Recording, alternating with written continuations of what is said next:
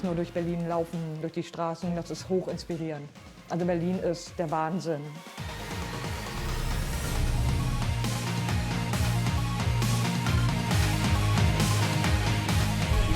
Virtual Spaceport.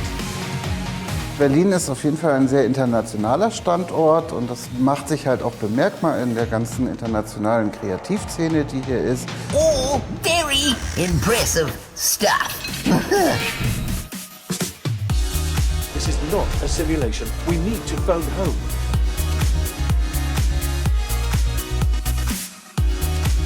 Was Berlin für uns als Standort sehr attraktiv macht, ist der große Austausch, der hier stattfindet. Also es gibt eine sehr lebendige Community, viele Entwickler. Wo sind wir hier bloß gelandet? Was halt hier besonders ist, ist, dass wir einen Pool an AAA-Entwicklern haben, also größere Studios, die sehr viele Leute nach Berlin ziehen, sehr viele Game-Developer.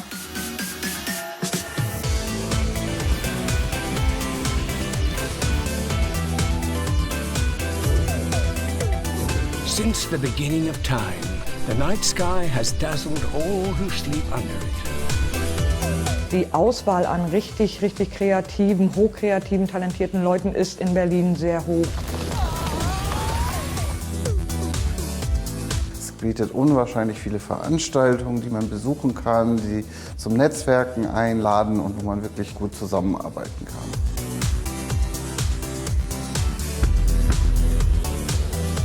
Für mich ist so, dass ich nirgends eine so kreative Szene wie in Berlin erlebt habe. Hier passiert einfach sehr viel. Los geht's.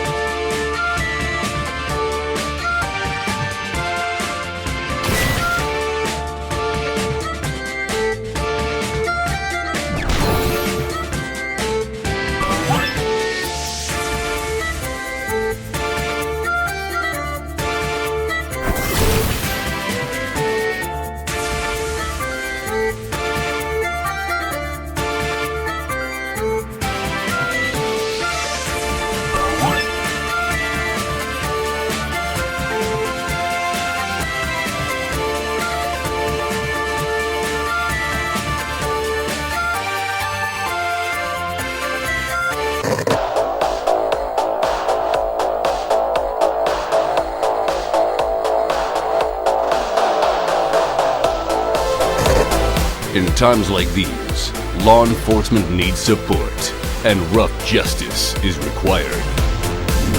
Be the head of an agency. Deal with fugitive recovery, repossession, private investigation, and more. Sometimes blurring the lines of legality.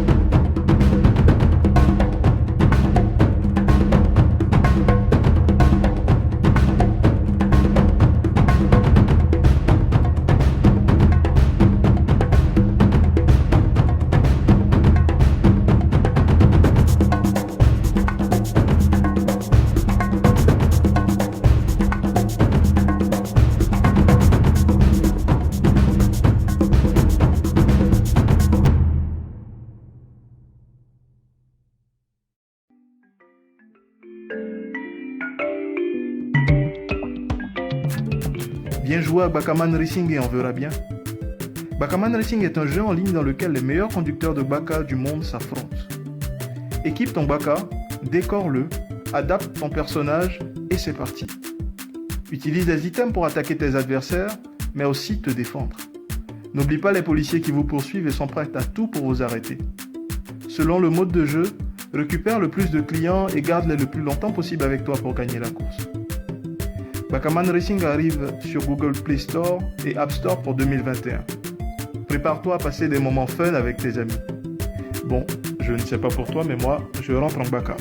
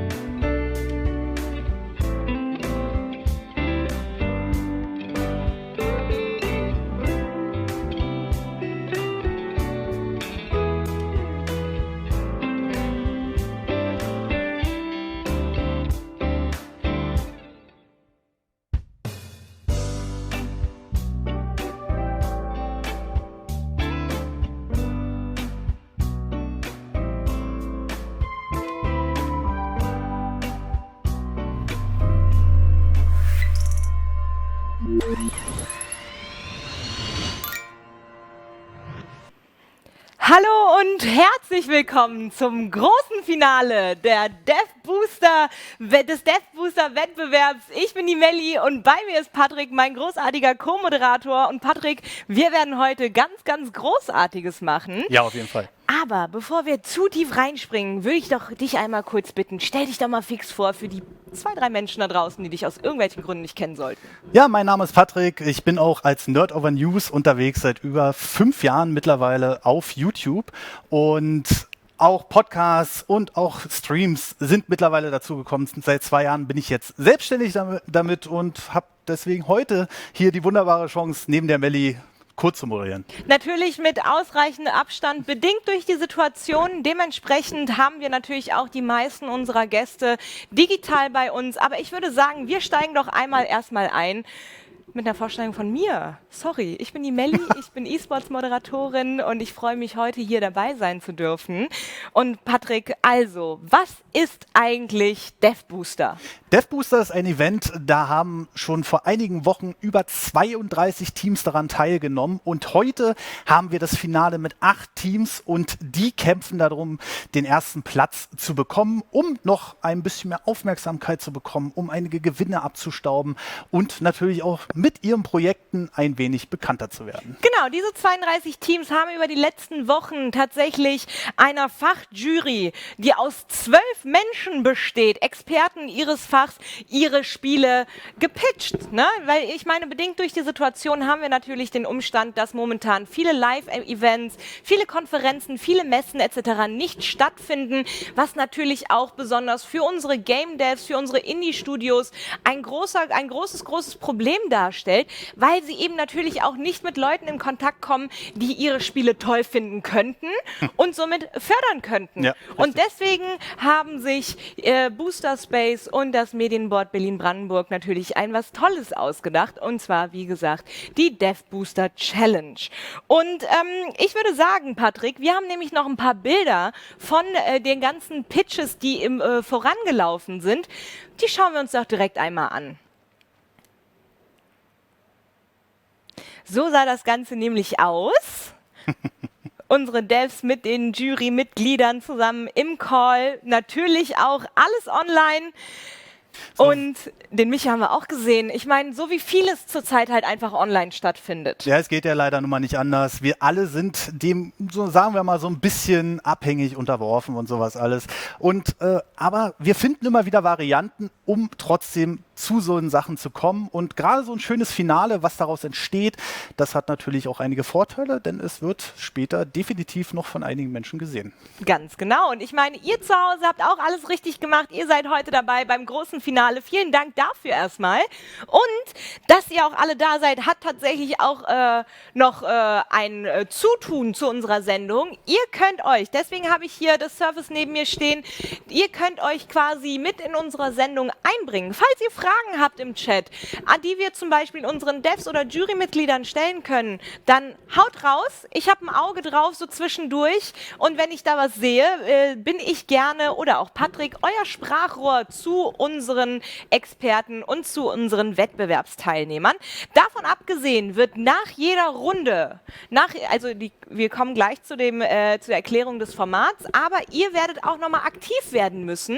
Ihr werdet eure Stimme abgeben müssen für euer favorisiertes Team. Und da bin ich mal gespannt, ob das Publikum das Ganze dann auch genauso ähnlich sieht wie unsere Fachjury. Da bin ich auch sehr gespannt. Es sind auf jeden Fall ein paar sehr interessante Titel dabei. Deswegen ist es ja auch die Top 8, die wir heute besprechen und bewerten werden. Und ihr habt da natürlich einen ganz großen Anteil daran. Und ich bin auch gespannt, ob die Geschmäcker wirklich weit auseinander gehen oder ob ihr sogar eins seid mit der Jury. Ich finde die Spiele auf jeden Fall sehr interessant. Ja, ich bin auf jeden Fall auch gespannt, wie das Ganze hier in welche Richtung entschieden wird. Aber ich habe es ja am Anfang schon erwähnt, so ein Projekt ist natürlich nicht ohne die Unterstützung von großartigen Partnern und Sponsoren möglich. Und deswegen möchten wir uns hier an dieser Stelle natürlich auch bei unserem Hauptsponsor Exolla bedanken. Vielen lieben Dank und natürlich auch viel Liebe geht raus an Booster Space und Games Week Berlin, die hier natürlich die Veranstalter des der Dev Booster Challenge sind. Und falls ihr euch gefragt habt, in welcher schicken Location wir uns gerade befinden, wir sind in Berlin im Level. Genau. Ja. erstmal großes Shoutout, dass wir hier sein dürfen. Und falls ihr zufällig am Checkpoint Charlie vorbeilauft, ist natürlich hier ein Besuch immer gerne gesehen. Ist auf jeden Fall auch besonders sehenswert. Und natürlich, wie auch schon ganz am Anfang erwähnt, nochmal ganz viel Liebe an das Medienboard Berlin-Brandenburg, die natürlich hier ein großer Förderer der Veranstaltung sind, der Challenge. Und natürlich auch in eigener Sache so ein bisschen das Mediennetzwerk NRW. Vielen lieben Dank, dass ich hier sein darf und ein bisschen NRW-Flair versprühen darf hier in Berlin. Absolut. Das hatten wir ja schon die letzten Tage gemerkt, auf jeden Fall. Ja. So, dann würde ich sagen, Patrick, gehen wir doch zum nächsten Menüpunkt über, würde ich sagen. Wir haben ein tolles Video, wo wir unsere Devs des heutigen Tages vorstellen. Viel Spaß.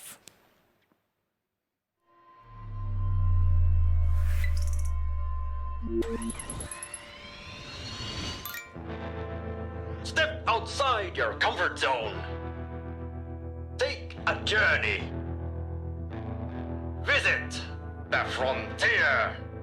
There is so much to do in the frontier, like enjoying the fascinating scenery, meeting new friends, maybe having a lunch together, or drinks at the bar. While you're here, why not mine some valuables? You never know what you'll find. So, better keep mining. After all, it's what the legends foretold. And we won't want to upset the legends now, would we?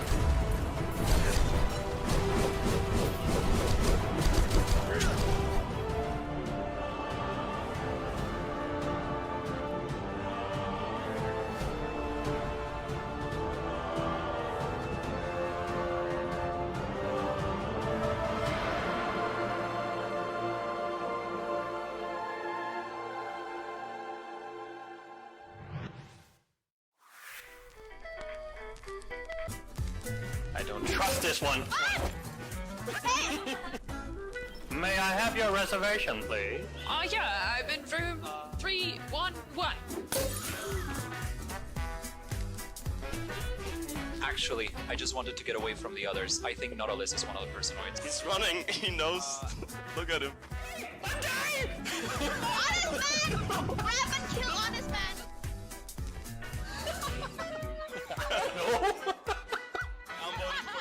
What, you're a personoid? And I wanted to trust you! I think so. Ha!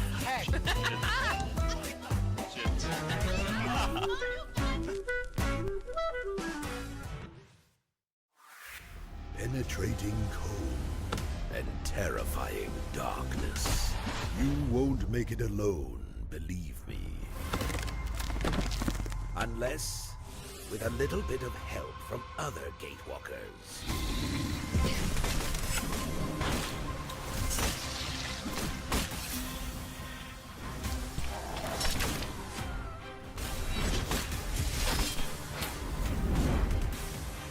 Get ready for the adventures which await you.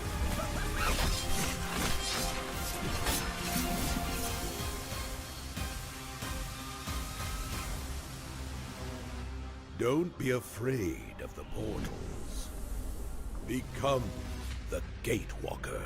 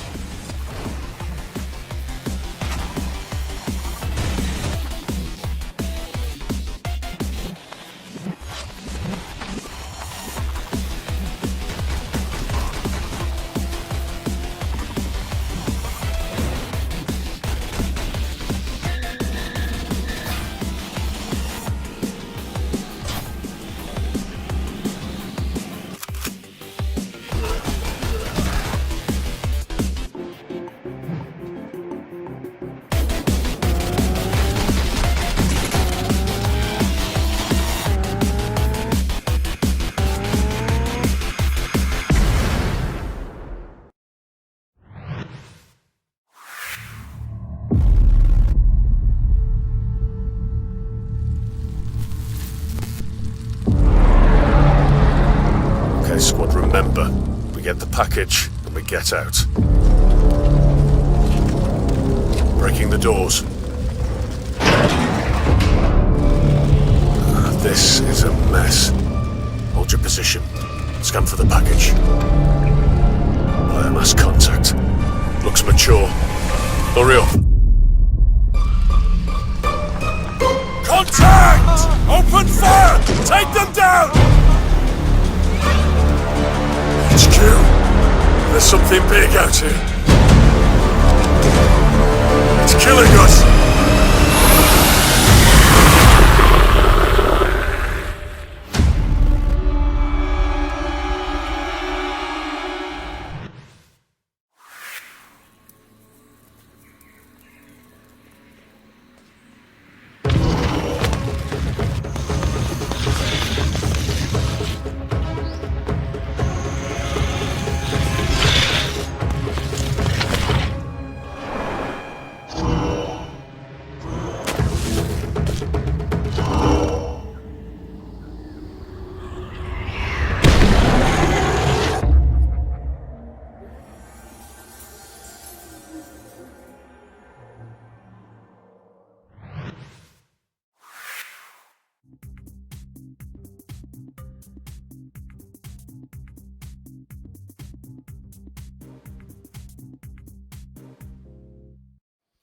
So, das waren sie jetzt, unsere 8 Finalisten. Und ihr seht schon, das sind alles grundsätzlich unterschiedliche Spiele, aber jedes Spiel hat dann doch irgendwie was Eigenes für sich und hat damit einen Grund, hier im Finale zu sein. Ohne Frage. Ohne Frage, genau. Wir haben schließlich auch eine Menge Teams hinter sich gelassen. Also wir haben hier wirklich die Creme de la Creme. Und bevor wir jetzt gleich dazu kommen, euch nochmal im Genauen die Spiele, die Spielschmieden und deren Herkunftsländer vorzustellen, hier ein kleines Warning. This show is going to be bilingual. So we're going to keep it in English and in German due to our international guests, of course, in our show and of course our international developers. Yes. So Patrick, ich würde sagen, wir fangen an. Wen haben wir noch mal alles? Und zwar haben wir wirklich aus den verschiedensten Ländern Entwickler dabei. Unter anderem war da jetzt gerade zu sehen Cave Digger für den PC von Mekivi aus Finnland, Gridfight von Playtra Games, die kommen aus England. Dann haben wir die Gatewalkers von A2 Softworks, die kommen aus Polen, und Speed Limit von GameShark aus Kroatien. Genau, ebenfalls aus Kroatien ist Ironward mit The Red Solstice 2, Unbound Worlds Apart von Alien Pixel Studios from Romania, First Class Trouble Invisible Walls from Denmark, and of course by Monster Scope Dawnblade from Australia, all the way from Australia. All the way. All the way. So, genau, und so geht es nämlich auch schon weiter. Diese Teams haben tatsächlich am Mittwoch schon bereits ihr erstes Pre-Finale ausspielen dürfen. Also es gab quasi schon im kleinen Rahmen nochmal ein gesondertes Finale. Und zwar nämlich wurden die Spieletitel da vor internationalen Vertretern der Games-Industrie vorgestellt. Und die haben nämlich vielleicht Interesse daran, eben diese Spiele zu vertreiben oder sie natürlich auch weiter zu finanzieren, um sie dann schlussendlich zu realisieren. Und heute geht es nämlich darum, euch zu gewinnen. Die Fans, die Leute, die Bock auf diese Spiele haben. Also haltet auf jeden Fall die Öhrchen gespitzt. 8 Teams wirklich aus around the globe due to Australian colleagues. Und deswegen, wie gesagt, ist das alles sehr, sehr spannend. Und um das natürlich dann auch am Ende ausreichend gebührend zu krönen, ist es natürlich auch wichtig, dass wir eine entsprechende Fachjury haben. Richtig. Ja, und diese Fachjury ist auch direkt schon am Start. Hallo zusammen, Hallo. Schön, dass ihr alle da seid. Hallo. Hallo. So, Hallo. da haben wir zum einen Hallo. Nico Balletta, er ist Program Director of DEFCOM. Nico, schön, dass du da bist. Hello, einen wunderschönen guten Abend. Ja, dann haben wir die Valentina Birke, das ist Projektmanager of Supercrowd, responsible for the Indie Arena. Grüß dich. Moin. Dann haben wir David Heilmann, er ist Head of Digital Publishing bei Webedia. Servus, moin. Schön, dass du da bist. Und dann Chris Wolf, Publishing Director at Those Awesome Guys. Grüß dich. Grüßt euch zusammen. That's one awesome name, auf jeden Fall. But last but not least, unser letztes Experten-Jury-Mitglied, Philomena Schwab, Co-Founderin of Stray Fawn Studios. Herzlich willkommen. Hallo zusammen. Hallöchen. Genau, die Dev-Teams werdet ihr alle noch kennenlernen. Das ist jetzt auf jeden Fall unsere tolle Jury. Und also, wie ihr seht, alles Menschen vom Fach. Bessere Experten hättet ihr für solch ein Unterfangen nicht herantragen. Nico, das hast du jetzt gemacht. Und du weißt ganz genau, dass es geflunkert ist, Mr. Defcom, ja? Das ist mein einziger Skill ist Pretending, aber der ist way over 9000. Siehst du? Jeder Nice. kann irgendetwas Besonderes und wenn es einfach nur ist, so zu tun, dass man was Besonderes kann. Man muss nur überzeugend sein. Genau, das ist unsere tolle Jury und ich würde sagen, wir erklären doch jetzt am besten mal, Patrick, wie das Ganze jetzt hier stattfinden, wie das ablaufen wird. Wir werden nämlich mit den Quarterfinals anfangen. Mhm, genau. Und die Entwickler werden jetzt im Grunde genommen in einem Video ihr Projekt pitchen, also das heißt vorstellen und danach noch mal ein paar Worte live dazu sagen und dann wird die Jury mit den Entwicklern zusammen entscheiden, wie es weitergeht. Ganz genau. Und so sieht der Wischer aus, wenn es in Runde 1 geht, die uns auch hier jetzt gerade bevorsteht, meine Damen und Herren. Ich hoffe, ihr seid genauso aufgeregt wie ich und ich würde sagen, wir legen los. Die Jury ist bereit. Ne, kann es kaum erwarten. Und deswegen würde ich sagen, fangen wir doch mit unserem ersten Viertelfinale an. Und da geht Gatewalkers bei A2 Softworks gegen Speed Limit bei GameChuck auf.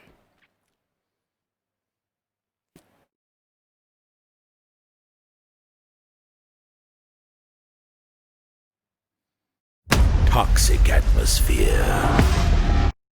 Hey everyone, I'm Nicola, Community Manager at Playtrack. Hey everyone. Toxic atmosphere. Penetrating cold and terrifying darkness. You won't make it alone, believe me. Unless with a little bit of help from other gatewalkers.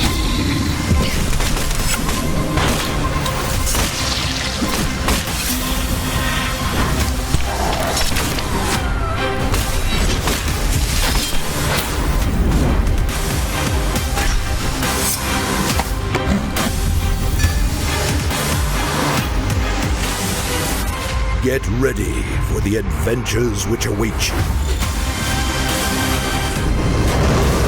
Reveal secrets buried in mysterious constructions and defeat their guardians. Timing and synergy are key to earn your place in the Guild of Gatewalkers.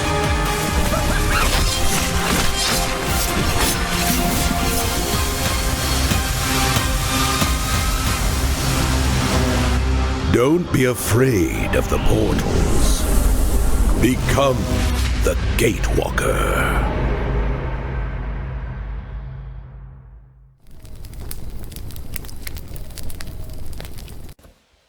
Hello, my name is Andrzej Stroiński and I'm Game and Creative Director of Gatewalkers game. Gatewalkers is a unique combination of action RPG and cooperative survival game. So let's start from the background story of the game. So we are living in a dying world that has no ability to make a new life. And the players, so we, are the Gatewalkers, members of the mysterious organization called Guild. And we are traveling to different dangerous worlds to help our people to survive. And in order to help them survive, we're gathering food, resources for them, but the final, ultimate goal is to bring back alive to our home world. So now let's talk a little bit more about the interesting features of the Gatewalkers itself. So in Gatewalkers we are introducing a truly skill-based combat with cooperative combo mechanics. So by this we understand that when you are fighting with different creatures, we need to aim with each spell. And also when creatures are attacking us, we are able to evade that spells. So we have the feel that the outcome of the combat is based on our skill. Moreover, when we are playing together with other players, of course, we're able to play the entire game solo, but if we are playing with other players, we are able to join the effects of our spells and to create together a new spell called combos. Next, we are adding a survival element into action RPGs. So, for example, if you are entering a different world, you need to face a different environmental hazards, like penetrating cold, terrifying darkness, or toxic atmosphere. So let's consider that we are going to Ice World. When we are at the Ice Worlds, we need to fight to not freeze to death. So in order to do so, we need to eat fat food, we need to warm ourselves near the fires, or we need to wear warm clothes. So when we are entering the same world even multiple times, we are not getting bored. Why? Because we are procedurally generating the worlds. So each time when you're entering the world, you have different map to explore and you have different set of enemies to fight with. Finally, we are introducing a unique progression system with no restrictions like classes and so on. So we have approach you are what you wear. So if you want to change your role, change your approach, how you are playing the game, you are changing the gear that you are wearing. And in order to progress your character, you are not leveling up, but you need to find appropriate recipe, decide which recipe you want to unlock, then you need to go to different worlds to loot appropriate resources, to kill enemies that will give you some specialized resources, and then you are able to craft the new item. And the item have combined spells to it. So if you want to progress, if you want to become more powerful, you need to create and craft more powerful items. So that's everything that I have prepared for you today. So to sum up, I would like to add that currently we have open alpha at Steam. So if you go to our Steam page, you can join the alpha. The alpha will end at 29th of June. So please hurry up. And if you are really interested in the game, just try it and give us a feedback. What do you think? Thank you very much. Cheers. Don't be afraid of the portals. Become the Gatewalker. Wer ist dran?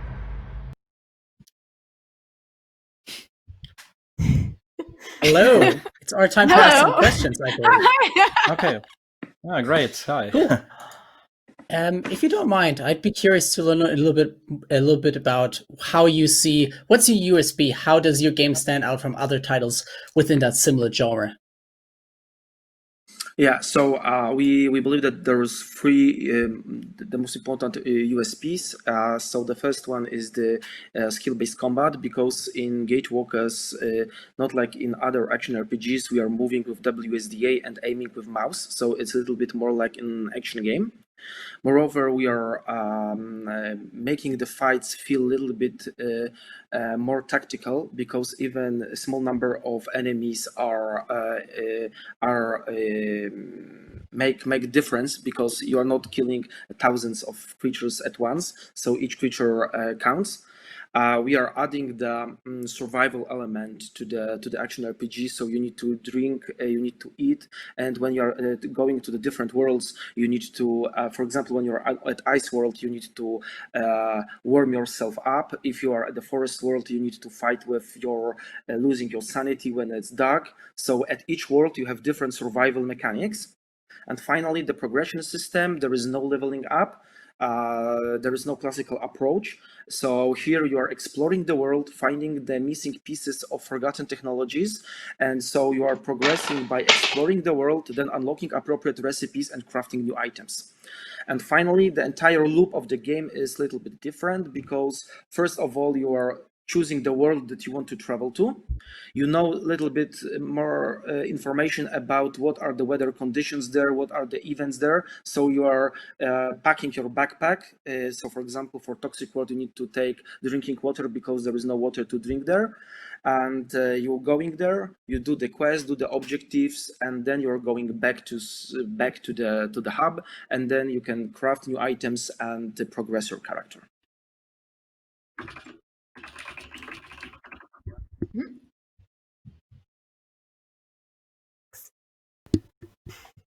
Alles klar. Vielen lieben Dank für diese ausführliche Antwort auf die Frage unserer Expertenjury. Und Patrick, das sieht echt schon ziemlich cool aus, das Game, ne? Vor allem hat mir gefallen, dass man hier mal andere Aspekte angeht. Also zum Beispiel dieser Überlebenssinn, den man da anspricht, oder dass es nicht direkt Level gibt, sondern dass man immer so ein bisschen mit der Ausrüstung geht und sowas alles. Prozedural generierte Level, also immer wieder mal was Neues. Spannend. Ne? Ja, und, immer spannend. Also es ist auf jeden Fall eine sehr schöne Idee und ich fand auch grafisch sah sehr ansprechend aus. Ja. Absolut. Für ein Spiel dieser Art auf jeden Fall. Ja. Ihr Lieben, ich hoffe, ihr habt gut aufgepasst. Das war jetzt Gatewalker bei A2 Softworks und natürlich kommt jetzt der Kontrahent, das Spiel, was gegen Gatewalkers quasi antritt. Wir schauen uns an Speed Limit bei GameChuck.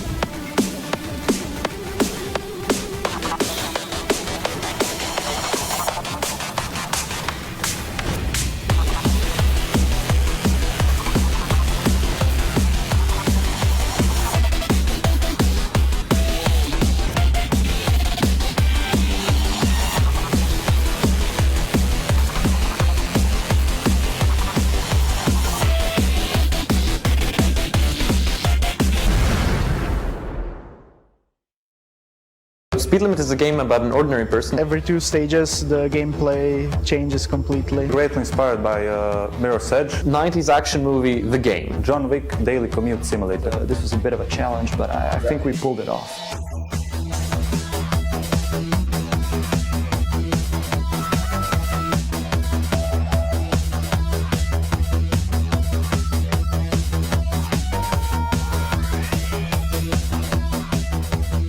We're trying to make a game that seems like it's based on a 90s action movie, but not really, because we're trying to make our own thing. So it's 90s action movie, The Game, kind of. Describing Speed Limit in a single sentence, Speed Limit is a hectic tour through the varieties of the action arcade genres, or it's an ode to chaos. We were greatly inspired by Mirror's Edge because of its simplicity, minimal colors and everything. The game is framed as a single unbroken shot. You begin on foot, transition into a sports car, then onto a super bike, into a chopper and so on. Some of the scenes from the game are also inspired by John Wick. The level where you drive a motorbike, it's inspired by that scene in John Wick 3 where he's driving a bike on the bridge and all the ninjas come behind with the katanas and everything. When I write music, I write it mainly in my digital audio workstation. Then I export MIDI signal to my hardware synths. That signal goes through guitar pedals. Then I re-record those sounds again. Our main inspiration for that kind of recording came from Mick Gordon. There's 6 games that all make up one big story. My inspiration came from mostly Nintendo games. Every time they make a new game, they try new things. The basic idea was to have Speed Limit done in about 3 months. That was more than 3 months ago, which is shocking, I know, for game development, but it's getting there.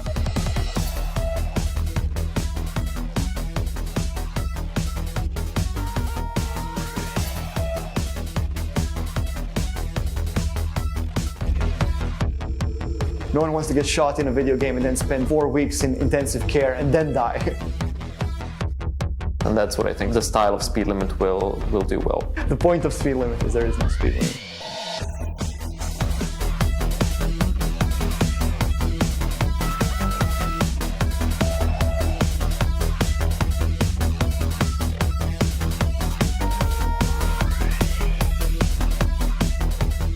Speed Limit is a game about an ordinary person becoming the protagonist, whether they wanted to or not. Spoilers, they didn't. I don't think anyone has tried to do this kind of thing, where every 2 stages the gameplay changes completely. The genre changes, or rather the game style changes. So it begins as a run-and-gun shooter, and then it transitions into a top-down racing game, then a behind-the-shoulder racing game, an isometric shoot-'em-up. The relative speed increases, it ramps up. The point of speed limit is there is no speed limit, hence the name. So both pixel art and minimalism are visual styles that have already been used in games, but they were rarely used well together, or very rarely at least, and that's what I think the style of Speed Limit will do well. Basically, the game is color-coded, like in Mirror's Edge, the important elements are red. It was very important to make sure that the player can pick up on the changing logic of the game smoothly without needing to switch to tutorials or show, tell bars, press A to shoot. It should all be organically readable. And this was a bit of a challenge, but I think we pulled it off. Its graphical design is stylized, but its game design is not. These two ambitions were not in conflict. No one wants to get shot in a video game and then spend 4 weeks in intensive care and then die.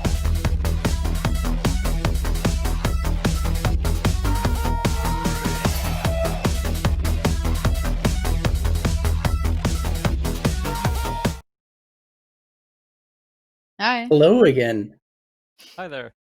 Very interesting pitch. One a little bit tricky, a little bit mean question. I'm very curious to hear your answer about this. Sure.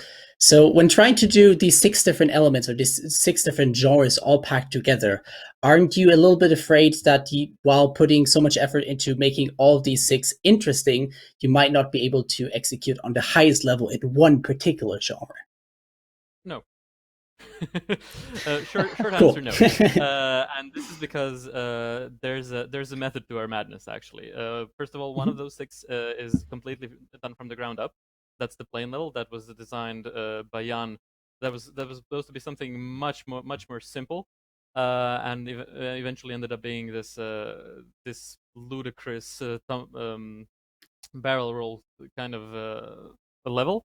That we haven't seen done before, especially in like coming towards you, and we think that was the biggest challenge in terms of it was something completely new, so we didn't have something to go by. Now every other level, yes, you could say that, and I mean people probably will say this one was better than another one because they will have their own preference in the levels. Obviously, if you have a tour de force of all the genres of 90s arcade games, you will eventually go through the ones that are your favorites, right? And another one might not be.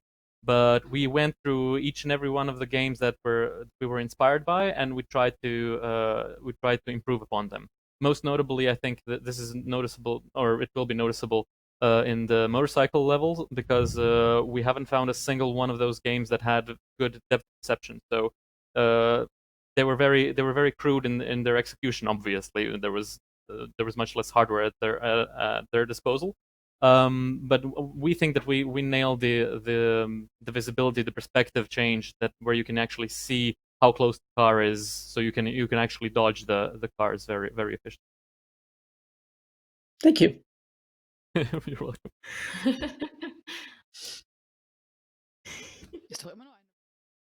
Nice. Are you feeling okay? Sure. Okay, Yes, so of course. now it is time to get for our audience to get involved. Also, liebe Zuschauer, jetzt ist es Zeit dass ihr aktiv werdet. Stimmt ab für euer Lieblingsteam. Ist es Team A da oder Team B? Sorry, camera and everything, you know how it is. So, also, der Poll ist jetzt gestartet. 1 Minute habt ihr Zeit, um euren Favoriten zu wählen. You have 1 minute to vote for your favorite game, and let's see what the odds say. Guys, it's very exciting, but it seems like a 100% vote for Speed Limit. Whoa. Oh! No. Gatewalkers. Not that fast. Not that fast. It's changing. We have that is amazing. We have a live feature built in here. So guys at home, get involved. Bring your votes in and make the poll go woo. That's great. So, this is going to be a very tough call. So close. So close. Guys, would you expect that it's going to be that close?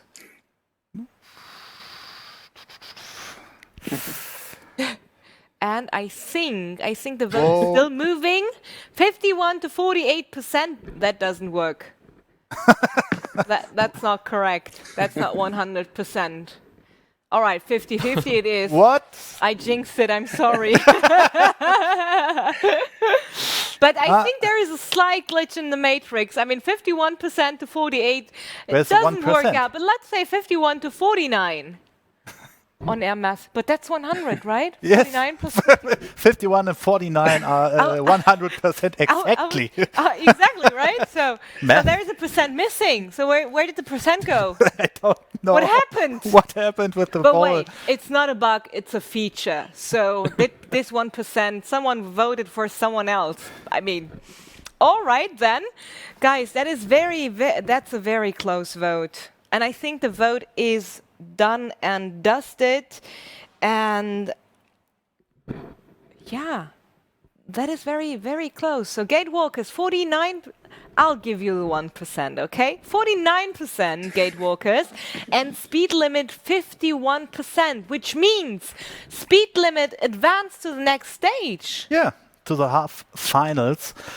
Whoa, very close. To the semis. Gatewalkers, guys, thank you so much for this incredible game. I wish you best of luck for the future. I mean, it's a great game and it's very interesting, and I'll promise to keep an eye on it.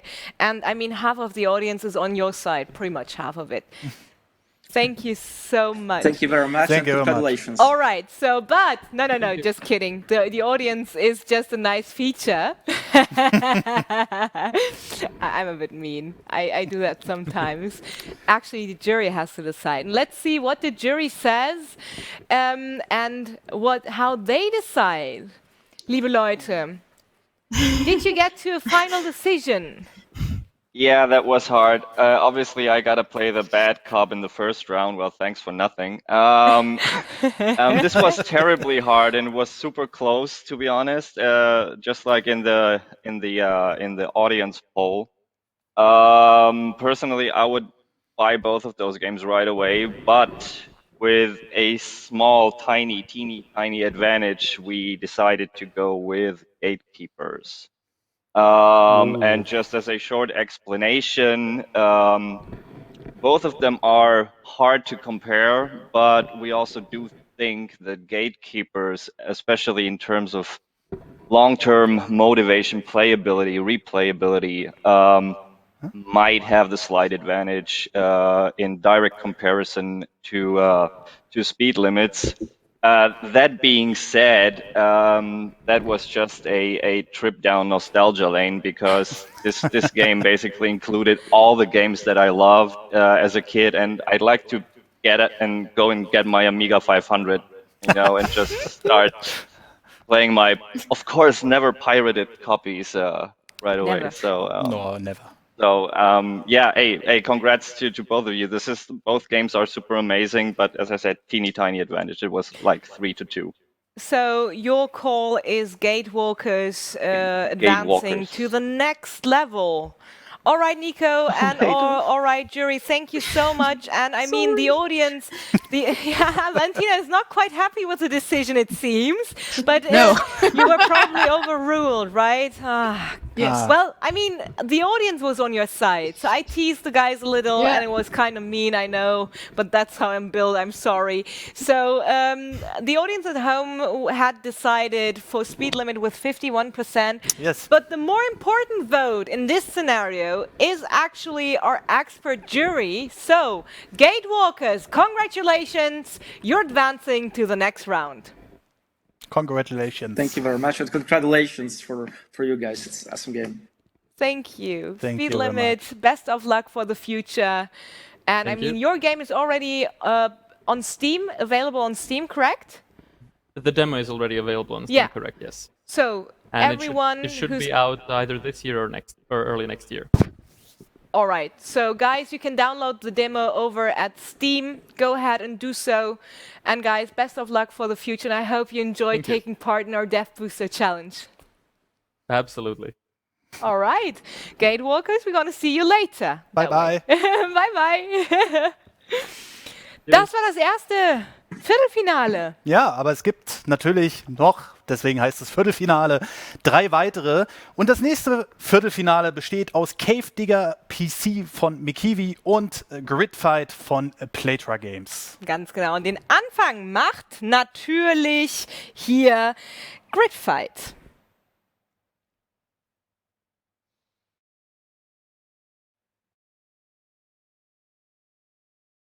Hey everyone, I'm Nicola, Community Manager at Playtra Games. We're about to show you some bits of gameplay from our video game currently in development. Grid Fight, Mask of the Goddess. Let's jump into it. Grid Fight is a tactical action RPG game that follows the story of Donna, a powerful warrior who was literally born yesterday, and her friends in a desperate race to cure the sickness that is killing the goddesses of the world. As the name Grid suggests, you will be battling grid-shaped arenas, avoiding deadly attacks and dynamically swapping between the members of your squad, using their abilities to convince, defeat, or recruit more than 100 original characters. But let's see some live gameplay. For this video, we decided to play in co-op mode with 4 players, each one controlling one character in the game. I will be Donna, the main character. She will be with you in every battle, while Kuniko, Pan, and Bird are just 3 of the variety of the characters that can offer you support. Let's play!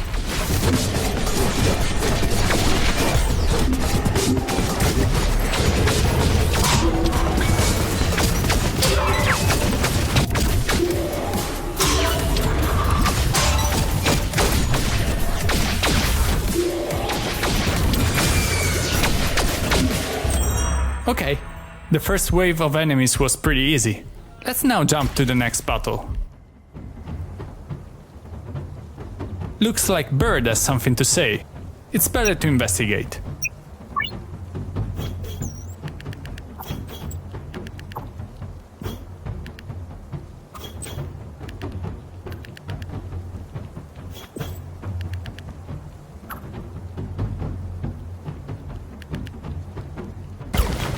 Pi appeared. She is one of the 100 characters that inhabit the world of Grid Fight. She is looking for a sister, and she will not let us go. We have no choice but to fight her.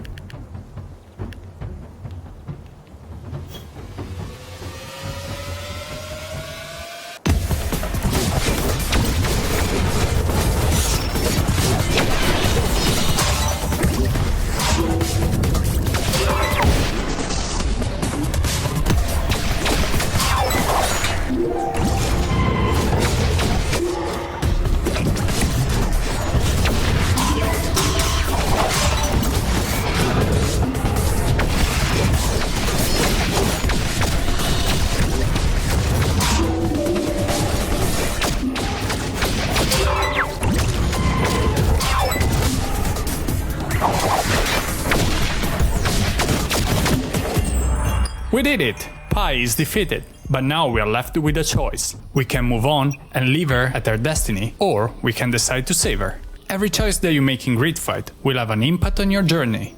Pi doesn't really look like a threat to me, so I decided to help her. Let's now skip ahead to encounter the boss of the stage, Tikaka, a powerful goddess who will do everything she can to stop our mission.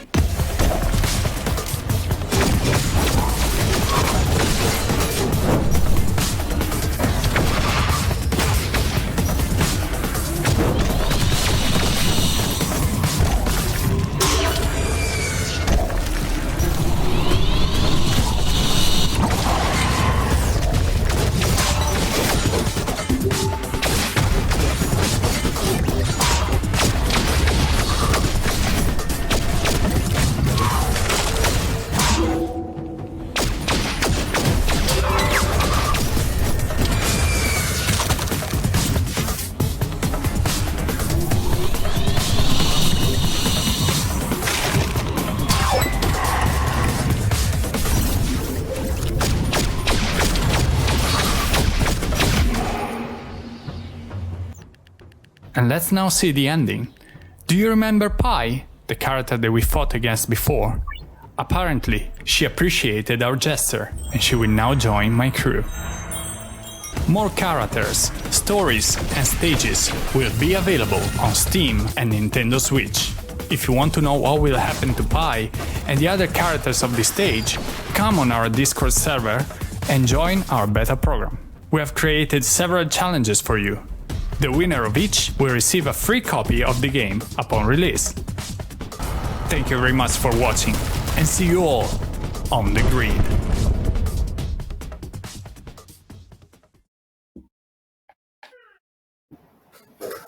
Hi. Hey. So we got a question for you, and it's basically, how relevant is the story in the game, and what kinds of decisions are you making, and how do they influence the gameplay? So the way we are trying to create the game is that the story is there's 100% relevancy and 0 depending on how you play.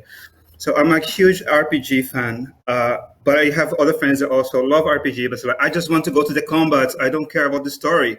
And some people who really love the story. And I want to do something that would be great for both. So you can go through the game without skipping the whole story. You can just like, I don't care about the story. I just want to fight.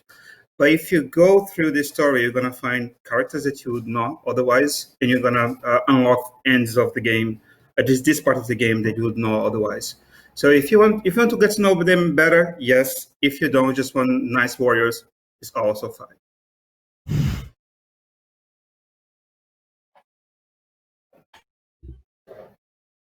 Yeah. Good. Thank you. All right. Thank you. The first game we just saw, and it sounds really interesting indeed. Wirklich sehr interessant, so dass du diese 2 Optionen bekommst, entweder dass du die Story mitnimmst oder sagst, nein, ich möchte mich nur kloppen, dann wird nur gekloppt. Das könnten sich auch mal größere Hersteller trauen. Einfach mal mehr Freiheit beim Spielen.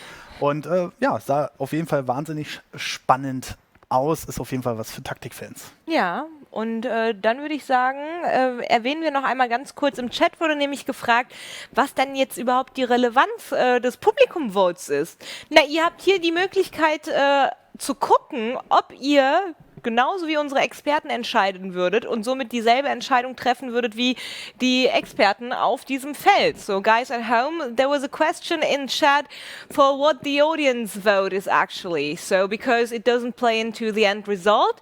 No, it doesn't, but it is a chance for you guys to see if you would decide as our expert jury. So you can get involved, and we love seeing how you decide and if you decide like our jury.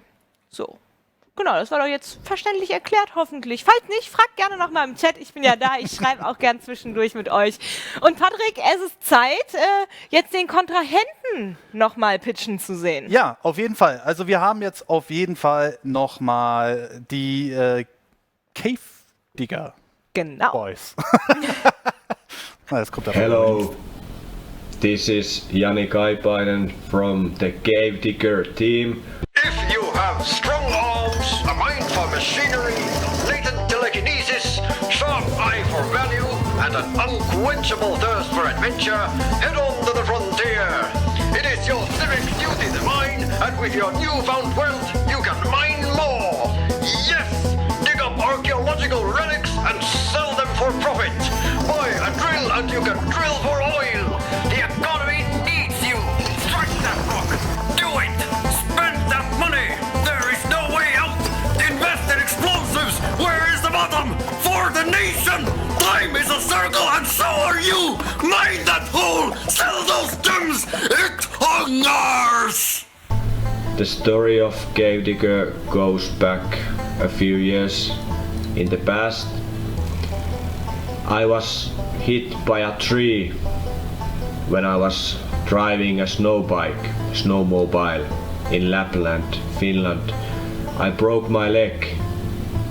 It hurt, and when I was in the sickbed thinking about my future, company's future, studio future,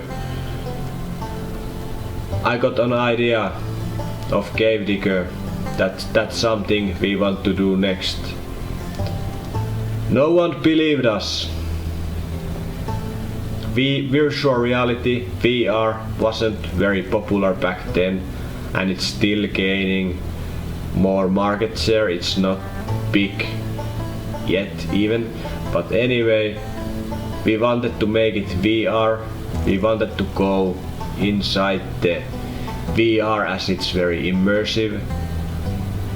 And we did it. We did it. The game got published.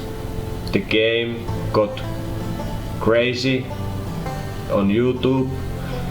And it's on every VR platform possible. And now is the time to bring this experience for PC and PlayStation flat screens, and we are very excited about this opportunity. And shout out to the team for making this happen. And next, some funny parts we did for you. Thank you very much. We are excited to be here participating in this competition, and we have prepared something very special for you today. Are you ready for some music? In one West, there's two kinds of people. Those who hold a gun and those who eat. You're an idiot. Ha!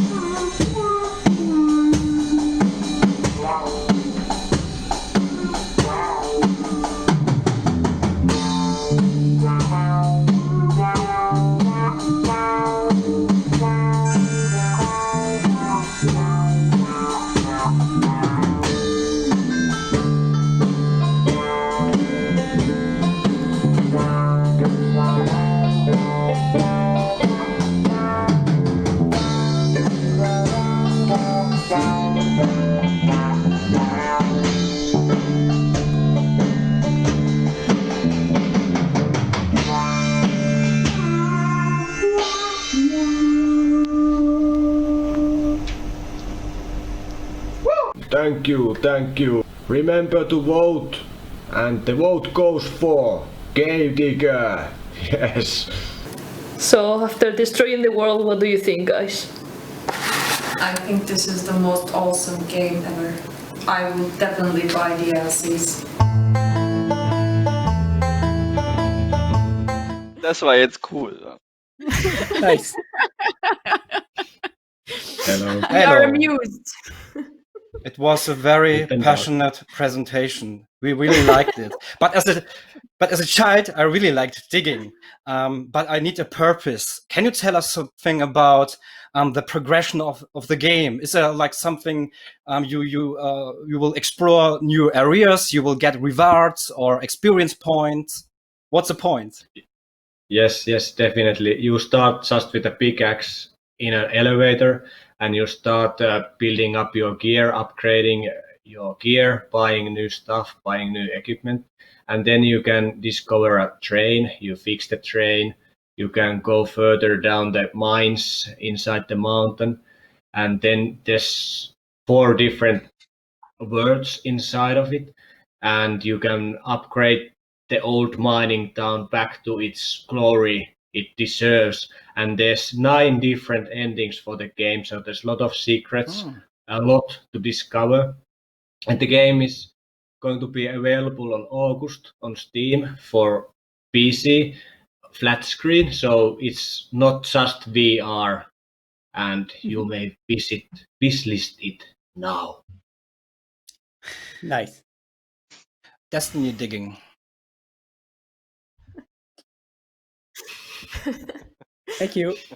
As soon as you started playing your instruments, you got me at least. Aber liebe Leute, sorry for my sudden German, I still have to explain a little something, because Well, I can actually continue in English and then translate it to German because we're bilingual anyway. So, mix all the languages. So the vote is running, guys, and get involved. And you guys at home were quite a bit sad when I said that your vote doesn't put into the end result of the jury. The jury heard you because the jury are nice people. I'm not, obviously.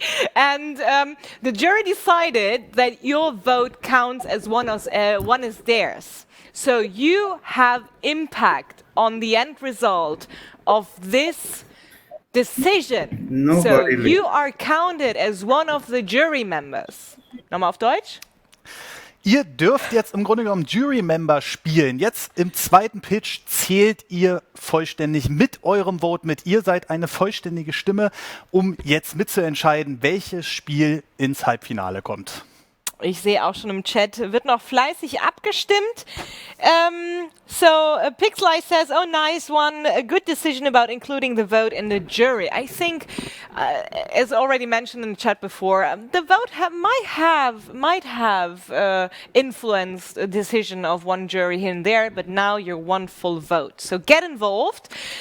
And Team Cave Digger, currently looking quite okay for you, but I jinxed it in this very second, and a few percent points went over to Grid Fight. But the vote is over. Guys, I'm so excited to hear what the jury has to say.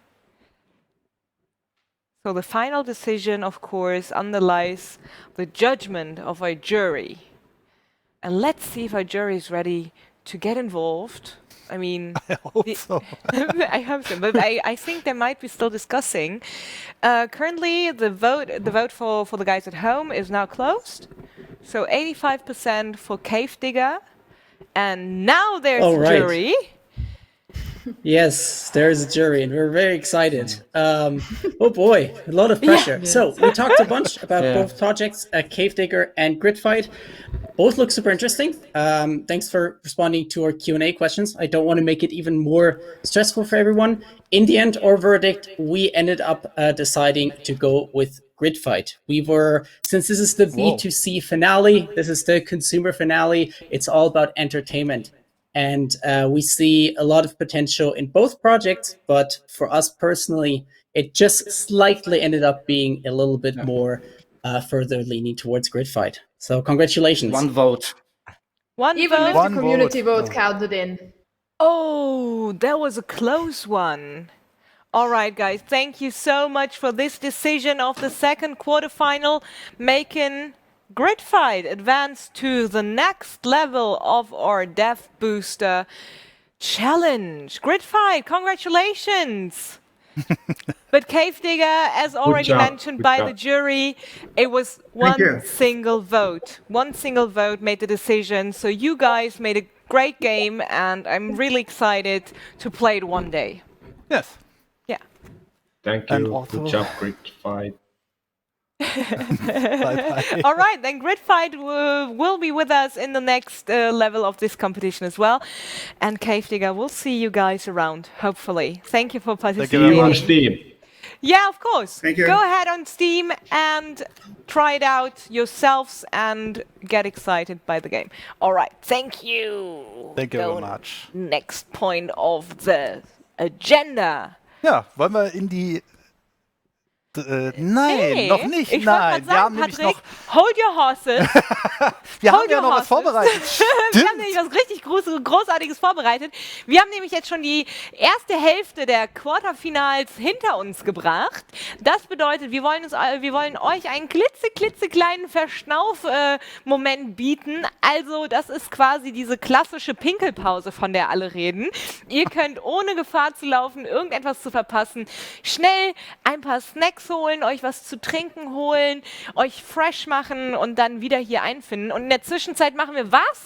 Wir spielen eine Runde Jenga, also wir gehen von digital zu komplett analog mit Holz sogar. Oh. Und ich hole das mal hier vor. Oh, dann während du das aufbaust, kann ich das ja vielleicht unseren internationalen Zuschauern nochmal zutragen, was hier so passiert. Guys, it is time for a short break. We have seen 2 quarterfinals, making it 2 left, of course, until we had to into the semifinals. But we need a small break. of course, to take a breather and sort out the things going on in our heads. I don't know where I was going with that, but short break is the final result of it. Many things, exactly, and many voices especially. And we decided to play a local, old school, analog game, which is kind of, it looks like Jenga, but it doesn't seem like it's not exact, because how? Jenga is usually like a perfect quarter, but they wanted to make it harder for us. So guys, it's gonna take around 10 minutes, so if you want to take a break, go outside, walk around the flat, and of course get yourself something fresh to drink and some snacks, and we'll be back with our third quarterfinal in 10 minutes. But you guys at home sticking to your computers, hi, that's good, because you can get involved as well. You can tell us where to take the next stone from below or from the upper half of the tower. So get involved in chat. And Mike already says Melly wins that easy. And what? he's right. I mean, What? Yeah. What? So okay, No. okay. I'll go over here. Okay, social distancing. Yeah, of course. So to keep the distance. And chat, so who's going to start? Tic-tac-toe? Schnick, schnack, schnuck zum Starten? Let the chat decide. Oh, all right. Chat decides who starts first. A gentleman would have said ladies first, but that's okay. What? It's a gaming show. Okay, so they want to see you start losing first. So go ahead. Go ahead, pick one. But Patrick starts, but you have to tell me if we pick the stone from below or from the upper half. Oh, come on. That's chat's decision. Below. Up. Of course, below. Wait. Upper. Below. Let's always take the first one to right. How about that? Below. The lower half. Go for it. The lower half. The lower half. Easy one. You have to put it on top. That's the course. principle. It's Jenga. Don't throw. Okay, go. You do It's you. stable enough. Okay? Well, you do you. I'm not saying anything. So, all right, it's my time. And guys, from the upper half or from the lower half?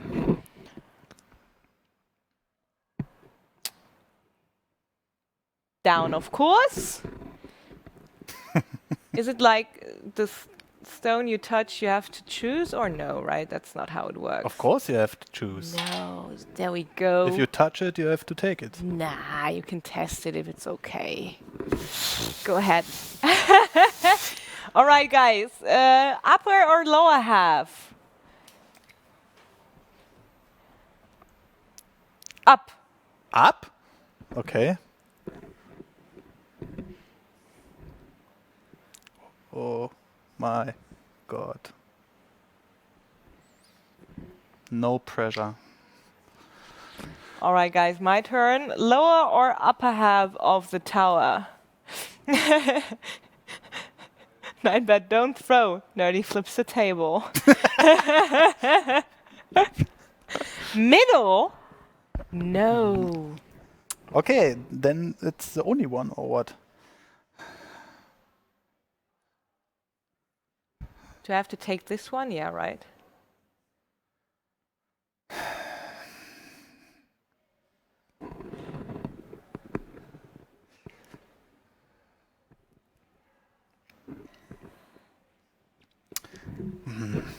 Too perfect. All right, guys, upper or lower half? Germans always need to be practicing their engineering, right? Correct. That's why we always build stuff. Upper. Upper, again. No, stop. You decide. I said upper, but I oversaw that one. Okay, first That's one is lower. Right? Okay. Yeah, okay. Oh, come on. Oh, wrong game. No, it's all right. All right. So, upper or lower half for me? Be kind to me.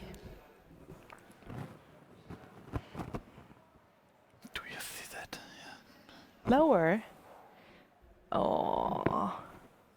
Wait. Yeah, lower. Lower.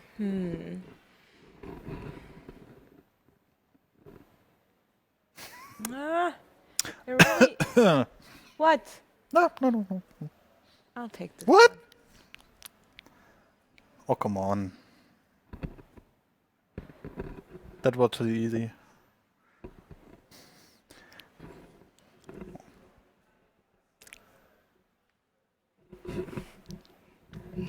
Lower or upper half? Ob der unterste überhaupt erlaubt ist? Ich weiß es nicht. Ich weiß nur, dass die oberen 3 nicht erlaubt sind. Aber wir haben immer mit unterste gespielt. Und? Upper. Don't be too happy. It looks quite one-sided Easy. here. Okay. Easy.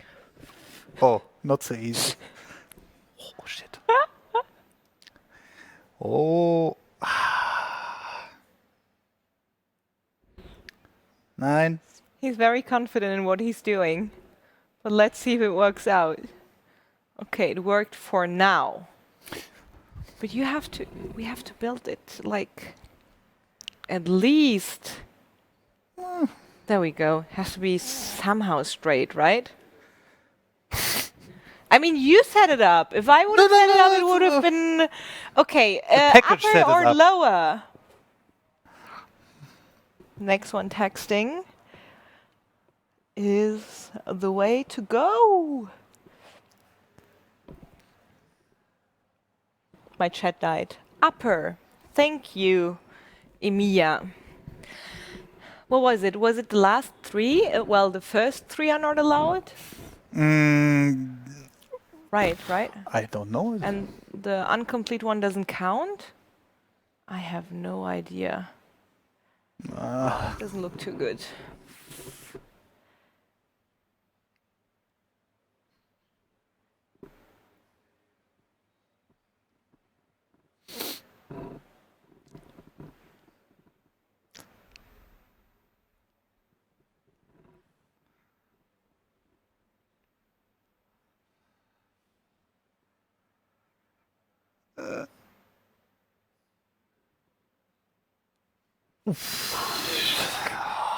Come on. Dear Lord. I put it here so it has. I was nice. I was trying to be nice. Go ahead. And the next one, I have to put it in the middle. Yeah. Not so nice. Oh, but do you want me to put it in the middle? No. Okay. Next one. Das war die Mitte, Mr. Marvel. Ja, tut mir leid, die anderen saßen so festgebacken. Was soll ich denn machen? 2 Minuten haben wir noch, um diese Partie zu beenden. So, oben oder unten?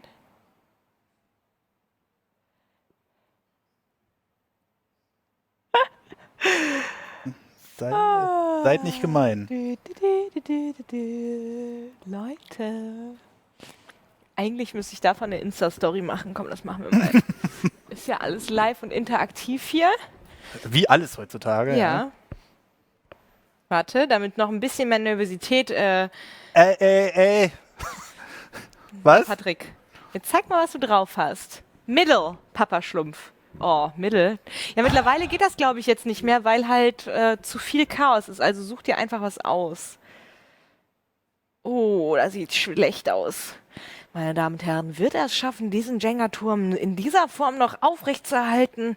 Aktuell sieht es nicht ganz so gut aus. Die vorgelegte Taktik, da hat er ja den Backdoor gefunden und schafft es tatsächlich, diesen Stein zu entfernen. Wird der Turm aber halten, während der Stein oben aufgelegt wird, meine Damen? Wir wissen es nicht. Und das war gar nicht mal so schlecht. So, jetzt bin ich. Okay, warte, das schaffe ich. Ich habe schon ganz andere Sachen geschafft.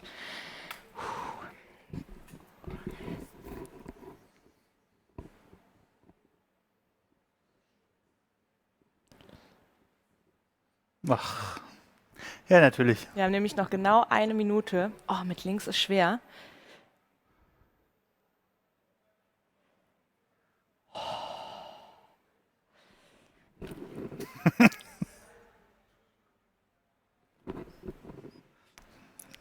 Zeit rennt, aber Noch 30 Okay, Sekunden. dann müssen wir jetzt. Hat die Regie gesagt. Dann müssen wir jetzt schnell machen. Aber ich habe mich beeilt. Das ist der letzte Stein. Oh, schauen wir mal. Wie? So. Ja, ich habe gewonnen. Ne? Nein, liebe Leute, die Pause ist zu Ende. Aber das war eine ziemlich coole Partie. Ich habe gerne gegen so einen Jenga-Meister wie dich verloren. Ja, naja, tun sie alle. Ja. Ja, das nächste Mal spielen wir eine Runde CS oder so. Dann gucken wir mal. Oh, sehr gerne. Sehr gerne. So, liebe Leute, es geht weiter. Vielen lieben Dank. Thank you so much for getting involved, for being a part of our great Jenga interlude. And I would say let's continue with our next quarterfinals. I think everyone is ready and set to go. So, the third round, die dritte Quarterfinals sind zwischen First Class Trouble bei Invisible Walls und Unbound Worlds Apart bei Alien Pixel Studios. Und ich würde sagen, First Class Trouble macht den Anfang. Viel Spaß.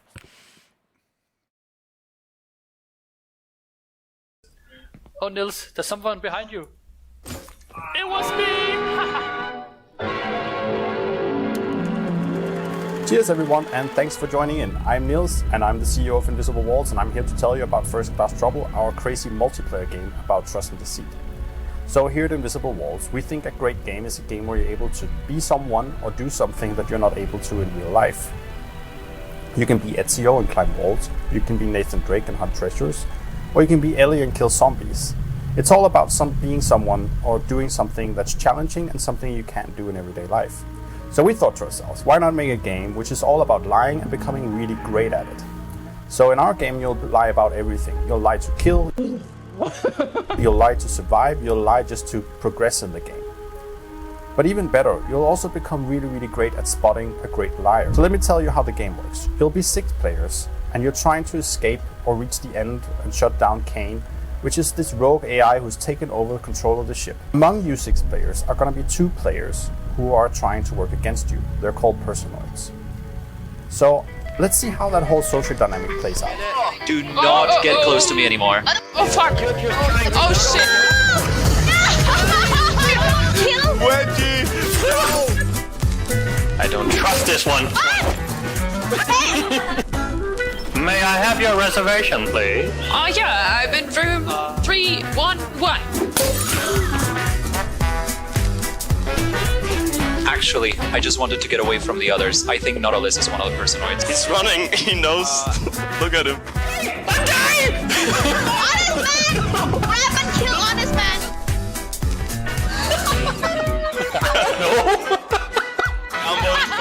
What, you're a personoid?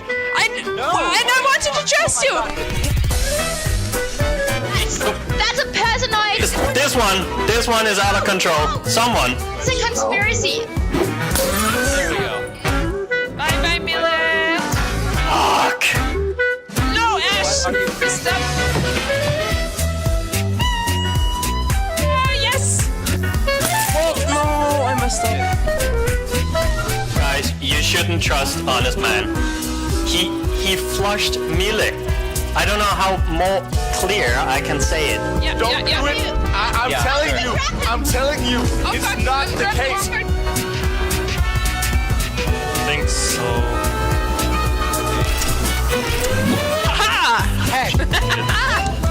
As you can see, First Class Trouble is about having fun while you're stabbing your friends in the back.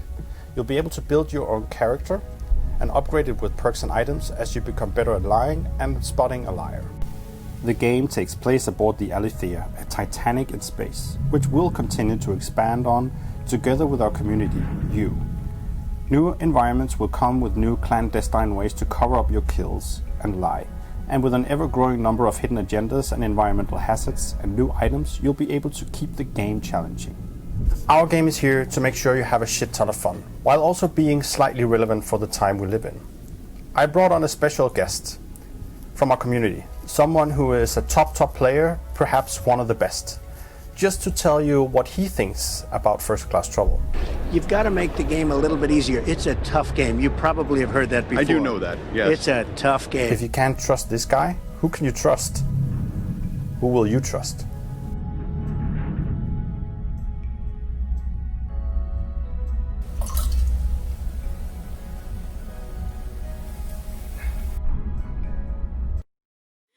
Oh man. That was Hi everyone. very entertaining to say the Hi. least. Hello. Thanks so much. So we wanted to think a little bit further about the complexity of the game. Obviously, you have well, a lot of user interaction in the game, which will keep players coming back for more. But why, in the end, should I come back to the game over and over again? What will bring me back 3 months from now when I've already discovered the entire map? Well, I think there's first of all, there's multiple maps, so we'll continue to build the maps over time. But there's also upgrades and new achievements that you'll be able to do. The minute-to-minute gameplay is quite important, so we introduced something called hidden agendas, which will mean that each person will have a secret agenda, which sort of counteracts all the main purpose of the game, and that will sort of keep it alive as we'll introduce new agendas as we go along. Great, thank you. Like, I must say, are you trying to steal all the apples on board, mister? Kind of like that? No, more like it could be you can hit someone 5 times on the head, or you need to frame yourself, get yourself killed. You must kill trolls in the elevator. Sort of all kinds of new things that will actually introduce randomness in game. We found that randomness is a huge driver of having fun and sort of keeping the social dynamics alive.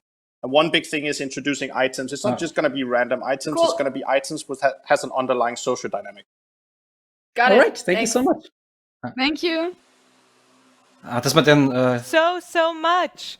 All right, but of course we need an opponent for First Class Trouble. Wir brauchen noch unseren Gegner für First Class Trouble und das ist Unbound Worlds Apart von den Alien Pixel Studios und mal sehen, was die uns so zeigen werden. Hello. Hi, my name is Olga and I'm the artist for Unbound Worlds Apart. And I'm Sergio, I'm the designer for the game. And I'm Andre, taking care of the tech stuff here. And today we are challenging Andre to make a speedrun for our demo in under 4 minutes. So, 3, 2, 1, go! Yeah, taking Soli for a quick speedrun. We'll see how fast we are together. Go, go, go, go, go!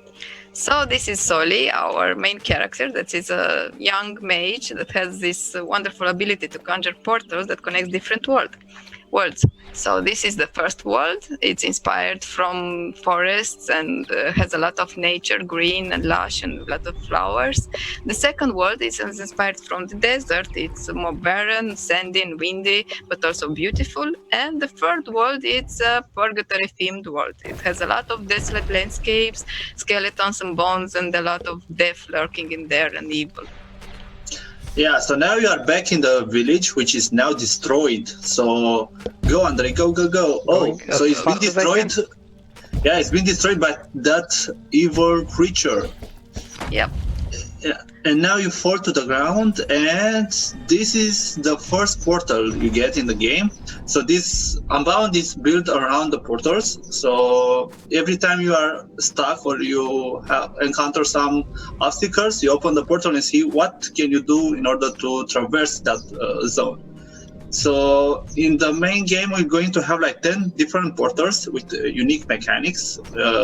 Each will give the player some new abilities for the character or for the monsters. And yeah, let's see how fast Andre will go. And you can also outsmart monsters with the portal.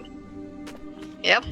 So here Andre enters the magical hub. And it's actually a magical place where you don't have portals and you actually learn more about the story. And, yeah. Only that we won't see too much of the story here because I'm trying to be as quick as I can and I'm skipping dialogue, cutscenes, and everything else. But if you wanna see the story, you can try out the demo yourself. Yep. Yeah. So everything you see in the demo, it's handcrafted and placed. Each asset, all the art is handcrafted and placed by hand into the level design with great care and love. So check it out. Yeah, 2 minutes left. Okay, got another portal. Go. And I have like a bit more and I'm getting to the second portal in the demo. We have 3 in total. reverse gravity portal. This allows you to walk on ceilings, for example. So I can cross this area here with the spikes. In the final game, we'll have a lot more portals for you, about 10, as Sergio said. We have a speed portal, which lets you get out of sticky situations.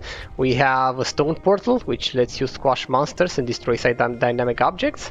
We have a time stop portal, which lets you stop projectiles in their track and maybe use them as platforms, so that's really cool. And also, we have boss fights, and Sergio can tell you more about that. Oh, yeah, I died. So... oh no. 1 minute left. Yeah, talking and speedrunning. Talking and speedrunning is hard.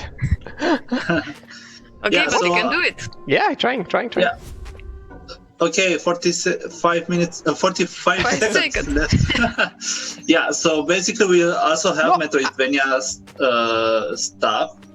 Like you are going to gain abilities like double jump, dash, wall climbing, and we also have boss fights. Yes, they are really challenging because you don't have any weapons and you have to use the porters to fight them. So it's going to be very, very interesting. So check Let's see the time. Yeah. 10 seconds. No. Just give me a little more. I'm getting there. Come on. Go. 4, 3, no, 2, no, 1. No. Yeah. Stop. Yeah. So I'm sorry, I wasn't up to the challenge today. I have to practice some more. But if you want, you can join our Discord server, the speedrunning channel, and try to beat my time. I think my best is like 5 minutes and 15 seconds. So I hope we'll have a lot of fun. So goodbye for now, and see you. Thank you for watching. Thank you.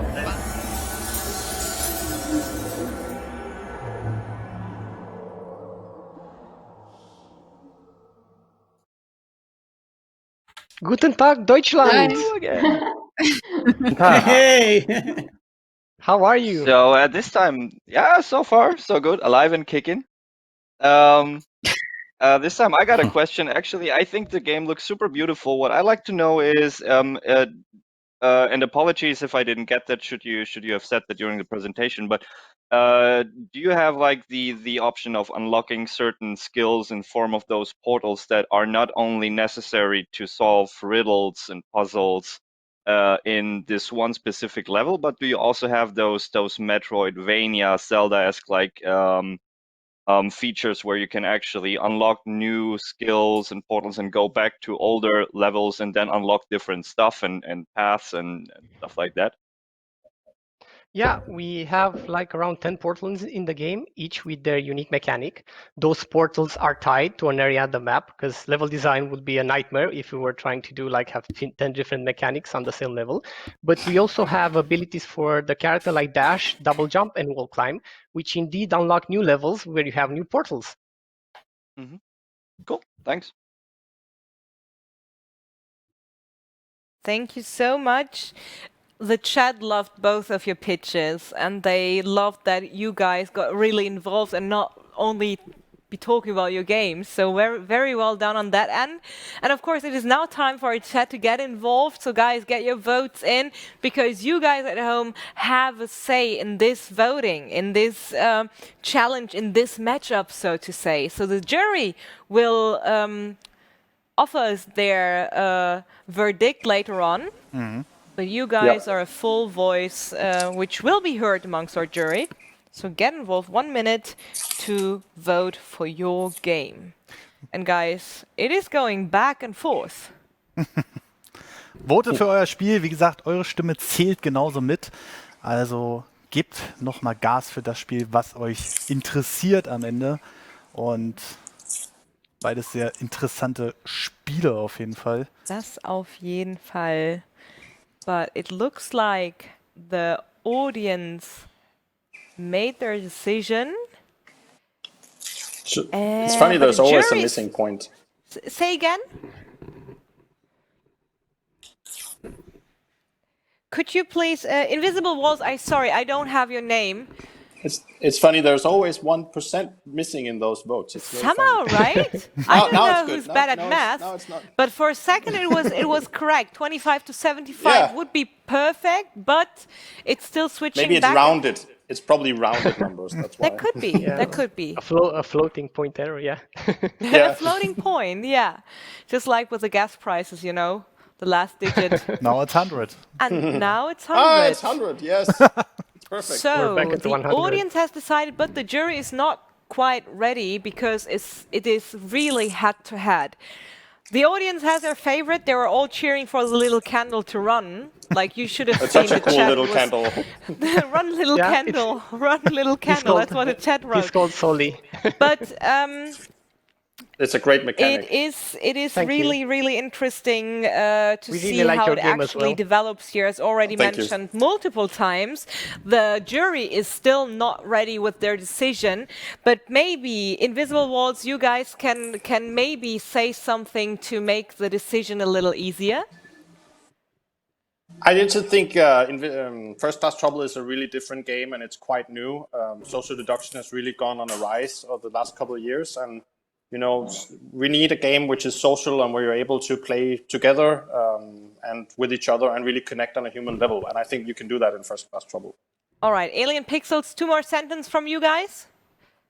We've tried to have a new take on the Metroidvania genre, so we try to come up with a lot of unique mechanics. We give the players a lot of surprising and fun moments, so there's never a point that it gets dull, so we're always having fun and you find something new in the game. And there's a lot of exploration in it as well. All right, that was a little more than 2 sentences, but I'll Sorry. let that slide. But thank you so much, guys. It's okay. Let's see how the jury decided. Good. Yeah. Guys, you need a little more time. Ihr braucht ein bisschen mehr Zeit, wie es aussah. Ja, ziemlich It was schwer a first- diesmal.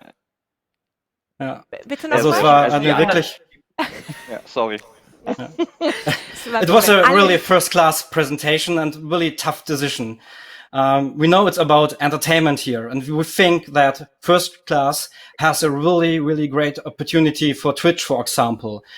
We could imagine that this will work out someday with streamers.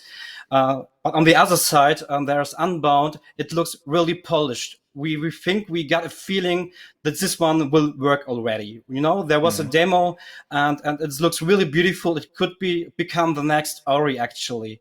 And really, it was a tough decision. But in this case, we decided for Unbound.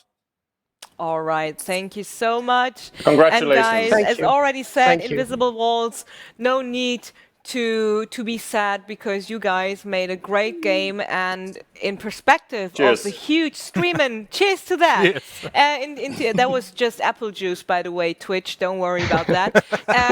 In respective to the streamers and streamer generation, it is really, really interesting, can develop into something great. I wish you best of luck for the future. And of course, Alien Pixel Studios, congratulations for advancing to the next stage. Very well done. Thank you so much. But as already said, we all, like the audience, the jury, the guys behind the scenes in the production area, they all loved your pitches. Both were great, and I'm so happy that we didn't have to make the decision. Yeah, of course not. Take care. All right. Thank you very much. It is now time to head over to our 4th quarterfinal. Es ist Zeit für unser 4. Viertelfinale, welches somit das letzte Viertelfinale des Abends ist, nach Adam Riese. Macht Sinn. Und Patrick, wen werden wir da denn sehen? Wir sehen wieder 2 frische Entwickler natürlich. Erstmal Ironward mit The Red Solstice 2 Survivors. Die kommen aus Kroatien. Und dann noch Dawnblade von Monster Scope. Und die kommen vom weit entfernten Australien. Freya. Nice. Aber wer fängt an? Ja. Ja, wer fängt an? Wer fängt an? Wer fängt an? Das ist müssen live. wir sagen. Was fängt The Red Solstice Red fängt an, Solstice. natürlich. Das wussten wir beide. Wir Natürlich. wollten uns nur gegenseitig testen. Viel Spaß.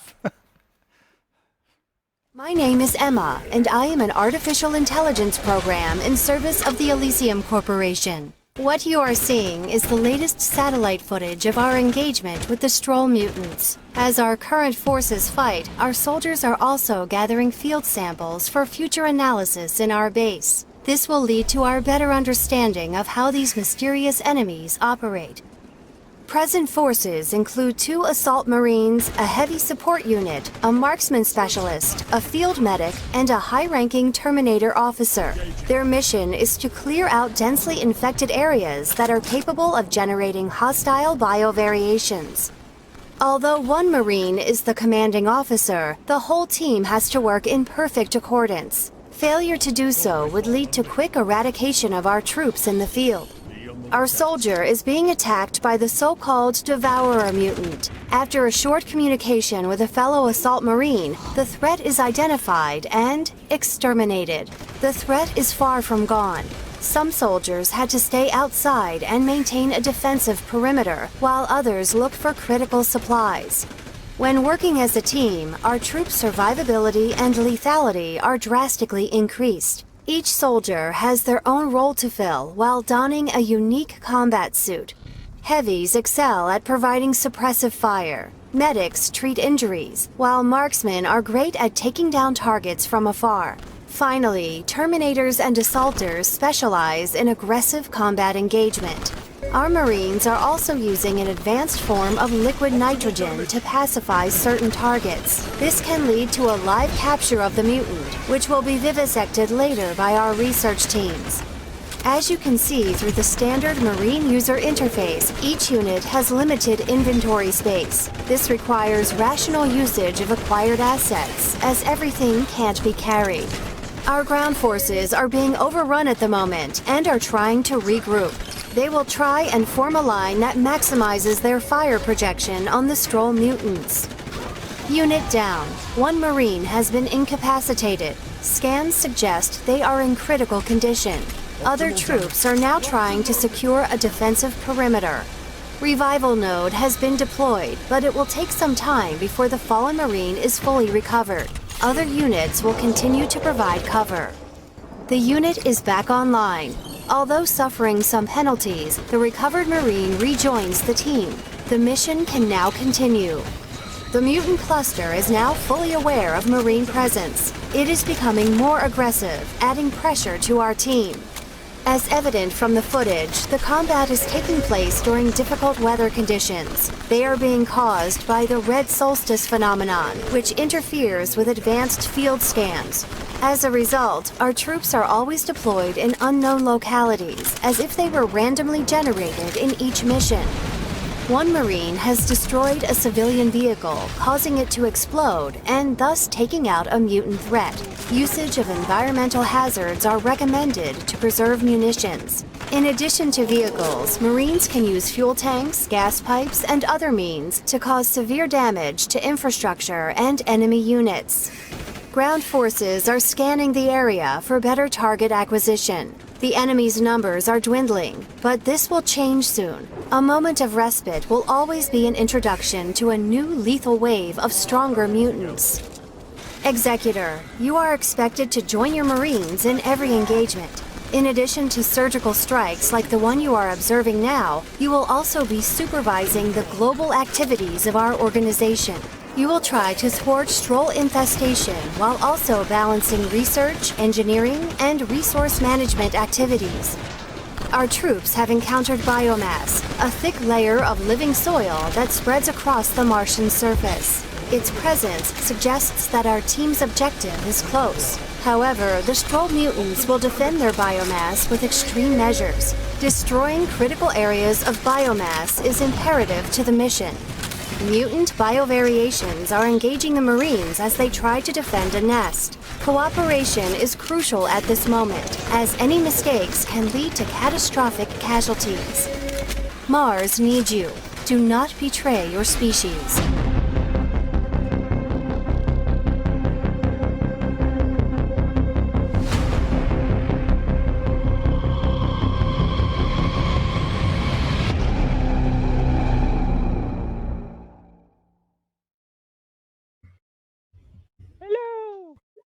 Guten Tag, everybody. Hello. Hello.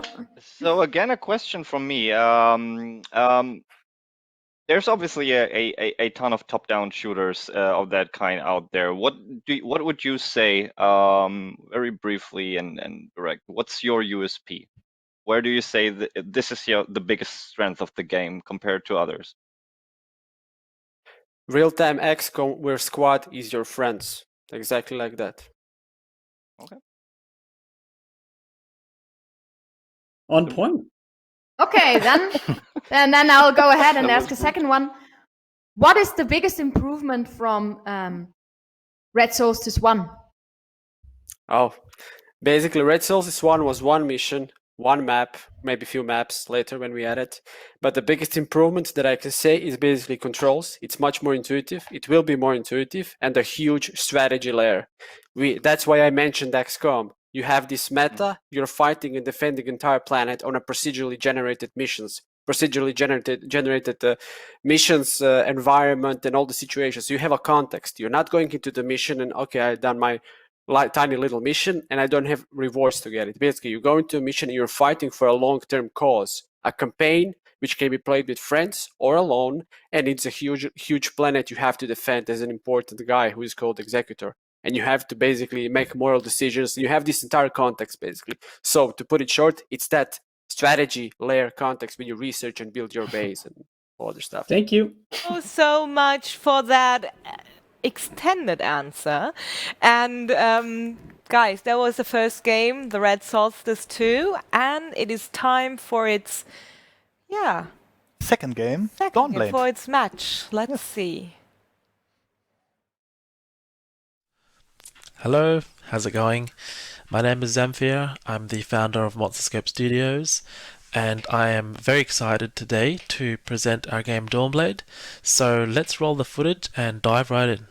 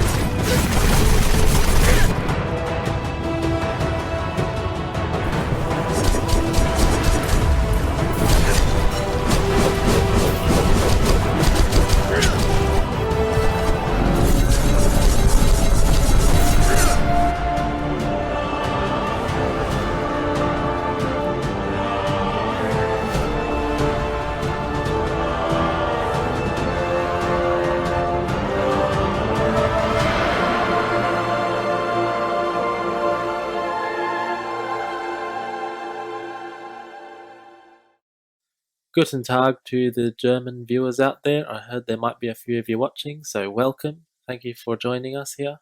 Now I'm going to go into some more detail about the game and break down a couple of the features and our plans for the game. Dawnblade is a free-to-play action RPG for mobile with cutting-edge combat mechanics and top-notch graphics featuring dungeon raids, quests, and monster battles, as you take your hero and embark on a journey to solve a mystery that has swept the land into chaos. Dawnblade was inspired by the classics such as Diablo, Torchlight, and Path of Exile, and a lot of other classic RPGs out there. And the goal of this game was to bring that magical, indescribable RPG experience into the palm of your hands on a mobile phone. Move your player with an on-screen joystick with full 360-degree control and instant feedback response. Fight monsters by tapping on the basic attack button on the right side. You can also use some pretty super awesome abilities by also tapping on the skill buttons that are conveniently placed next to your attack button as well. We also have a dodge mechanic for when you need to get out of the way of a boss attack, for example, but be careful with using it as it does have a short cooldown, which adds to the whole strategy and timing element of the game. So what makes this game different from all the other games out there? Well, the first thing is the gameplay experience. So we noticed that most other RPGs out there don't feel very nice to play on mobile. They're very clunky, very laggy. So we spent a lot of effort refining and polishing the combat mechanics, the animations, the visual effects, so you can get that feel-good, raw action experience that you would want from an RPG game on mobile. The other thing we really wanted to focus on was to make the game super easy to play and really convenient. This means no needing to wait half an hour for a huge update every time you open up the game. It also means you can jump straight to the gameplay right after you log in. You won't need to jump through 10 different screens before you can even get to the action. So let's talk about our roadmap very quickly. We are still looking to add PvP mode to the game. We're going to add a ranked leaderboard system with that as well, and an online chat, so all you guys can see who is the best of the best. The next thing we want to do after that is we want to add a lot of content to the game. After that, we'll be looking to polish and balance out a lot of the game economy and so on, and then we'll be ready to release. We're very excited to announce we'll be releasing Dawnblade in early 2021, and that will be available on iOS and Android worldwide. So that's our game Dawnblade. Thank you very much for watching. I hope you enjoyed it. You can grab Dawnblade from the Google Play Store right now. It's in early access. Just jump in, search Dawnblade, and you should be able to download it anywhere around the world. Also jump on our social media, come to our Discord, come and chat to us. We're always happy to answer any questions or anything like that. So thank you very much and have a good one, guys. See ya.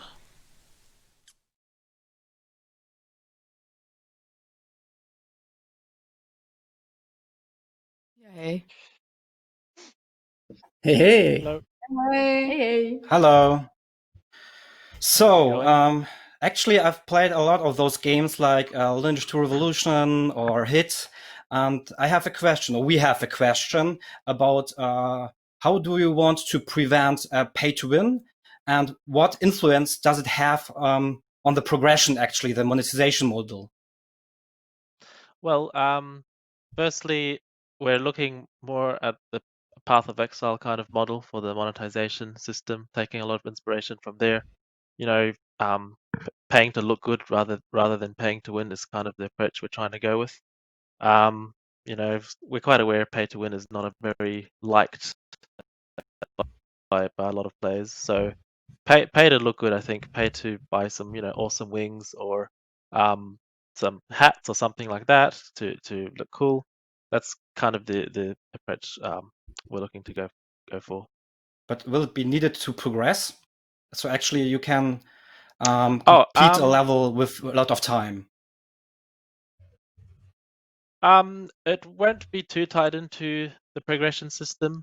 I guess a little bit. I mean, you could, if you want to buy some wings to look cooler, they can also make you a bit stronger. So it'll have a little bit of impact, but trying to keep it balanced and limited. So it's not entirely, like you buy something and then that's it. Okay, thank you. Nice combat. Thank you. Thanks. Thank you. Perfect. Thank you so much. Hey guys, I hope you guys are doing good. Hello. What time is it in Down Under? It's 1:58 a.m. in the morning. Oh, so that's no time for us, I'm right? I'm ready to.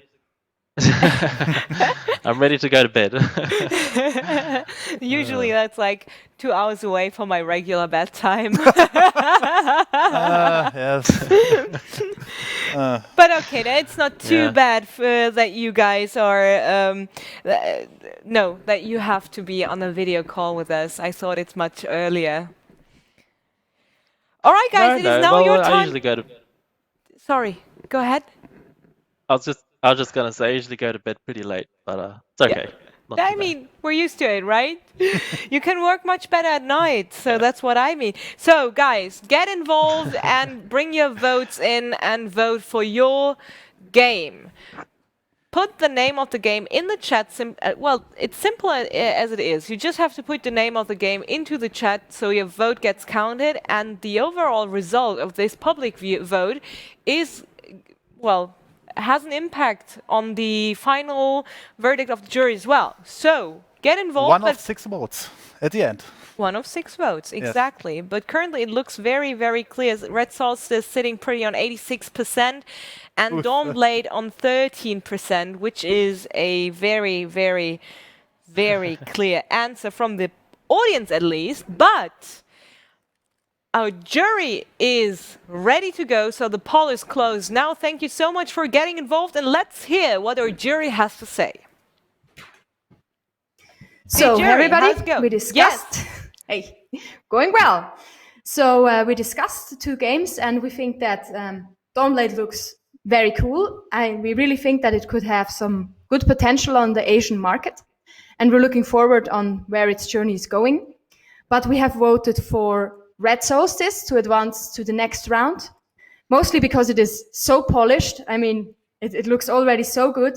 The community is obviously there and is also hanging out in the stream. And we really just like this whole Alien, Dead Space vibe. There needs to be more of these kinds of games.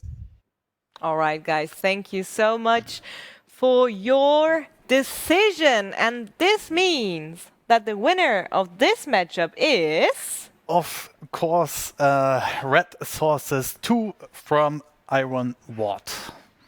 Thank you so much. Thank you so much. And of course... Red Solstice is amazing, by the way. Very nice. You guys did an amazing game too. Don't worry about it. So I'm going to download it and give it a try because I'm usually traveling a lot. So I'm always on the lookout for good mobile games, and yours looks fantastic. Thank you so much. Thank you very much. And I wish you best of luck for the future. And Red Solstice, we're going to see you in just a bit in our semi-finals, which is almost time to head to. But we have something very special planned, liebe Leute. Bevor wir jetzt... Ich glaube... Ja, well, ja, okay. I don't know if my microphone is live or not, but just have a seat, Alan. It's nice having you here. And we're already seeing some footage and some artwork from the Wagadu Chronicles. Yes. But first, let's start at the beginning. As soon as this slideshow is over and our audience can actually see my lovely guest in this amazing studio. Hi, this is me. I'm not a guest, I'm a host, Melly, and I'm really excited to have you guys around, and thank you so much for getting involved so far in our chat and everything with the public votes and all. Thank you so much for being a vital part of our show, and of course, all your questions and everything. I try to bring them into the show, but as you see, Patrick has changed. No, Patrick is gone, but he'll be back later. He's just sitting out there waiting for his turn, but now, Alan Kudic is with me. Thank you so much for joining me. Thanks for having me. So, Alan, let's start. We haven't seen you on camera before.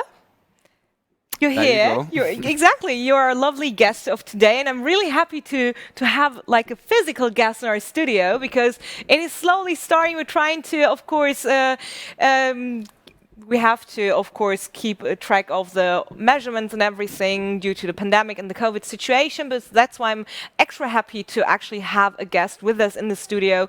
So, Alan, first of all, tell us a bit more about yourself. What are you doing? Why are you here? Yes, so I got invited by you lovely people. Thank you. And I work as a game designer, and I started my own company last year, which is called Twin Drums.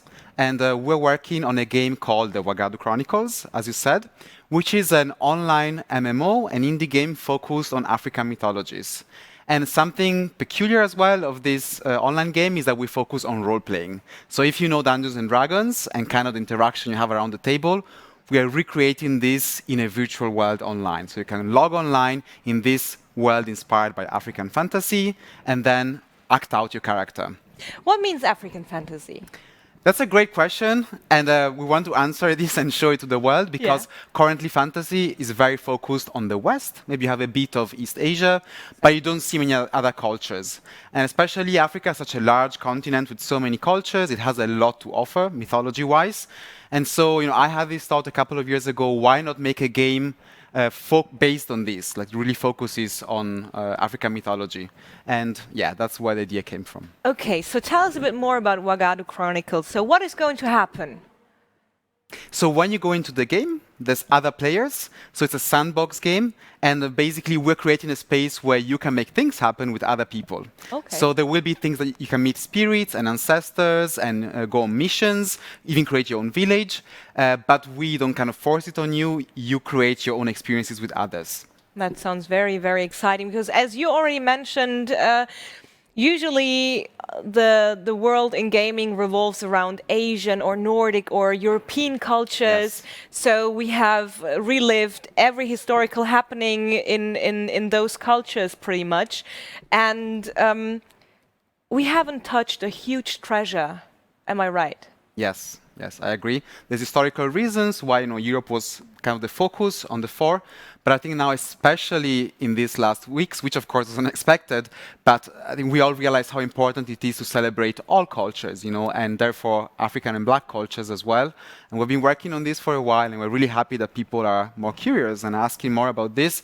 And what better option than, for me as a game designer, presenting this as a video game, something that's really engaging, and role-playing game, so where you get to really get immersed in the beauty, the aesthetics, and everything of this world. Absolutely. And I mean, it is, as already mentioned, a huge treasure that hasn't been lifted yet because, I mean, the African cultures have so many legends, so much history that hasn't been touched at all.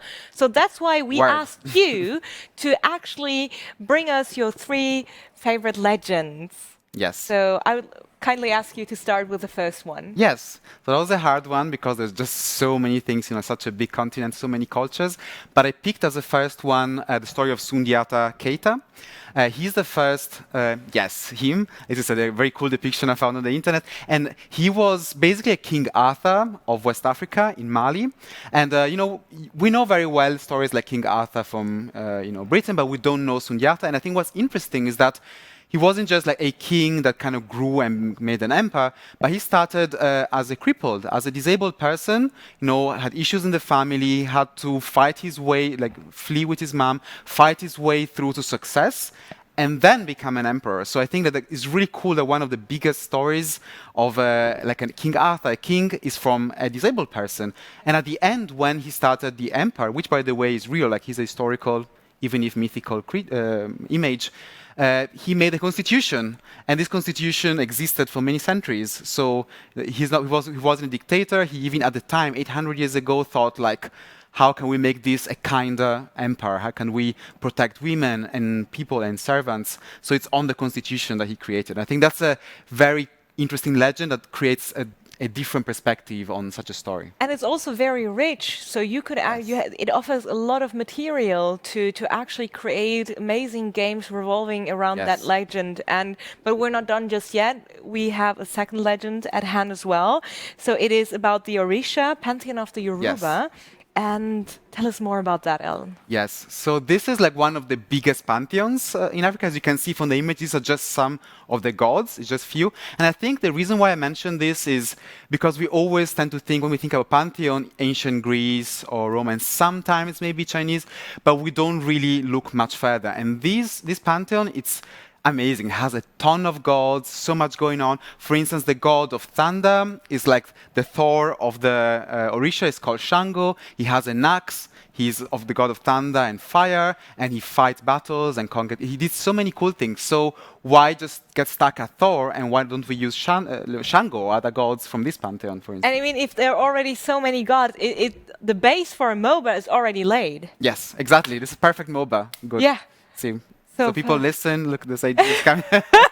Listen to her. You can hire me. I know games. Yes. I play a lot of them. Perfect. No, perfect. But the third legend is very interesting as well. Yes. And for the third legend, like I took like aesthetics and mythos of the Maasai people. So we often know them from media, photography, these beautiful red clothes, robes, and jewelry. But what we don't know often about them is that they have their own legends and mythology. And something really fascinating for me was, first of all, the themes they pick. So grass, cattle are really important. So a bit like a different perspective, like grass is almost sacred. And then colors, like in this image, as you can see, like there's red and black. And red is seen as a kind of ancient strength of anger and often evil. and black as calm and blessing and safety, something good. So whereas we're used often in Western mythology to see black as something negative and kind of angry, in this case, black is happiness, serenity, is healing, is strength. So even colors that we take for granted from Western mythology and fantasy, therefore, can be different if you look at other types of inspirations for your fantasy. So this is just a way for me to say, really explore these cultures, because there's so much more than just different weapons or so on. Okay, so I mean, we have a huge audience out there listening or interview. So what if one of the devs is out there are inspired by the things you just told us? Is there a way like to get more information at a very central point, for example? Like, how would you start my how would I start my research? That's a great question, and it's still very tricky because of the history of Africa, that's colonialism and so on. Lots of information is not readily available, but this is changing. There's more and more online, and I even made I shared some information on Twitter actually on how to start researching. Okay. So you can find on my Twitter with my real name, Alan Kudicho. There's links, there's some videos, and feel free to DM me as well. I'm super happy to help people who want to expand our industry, expand fantasy. I think that's awesome. So yeah. All right, thank you so much, Alan. So you've heard it. Go on Twitter and search for Alan Kudicio, and you will find his Twitter. Give him a follow, and of course, as already said, the DMs are open. If you're interested in help with your research, Alan is your man to go. All right, Alan, thank you so much for this lovely interview. Thank you for being here, and of course, all the amazing legends you brought with you for us.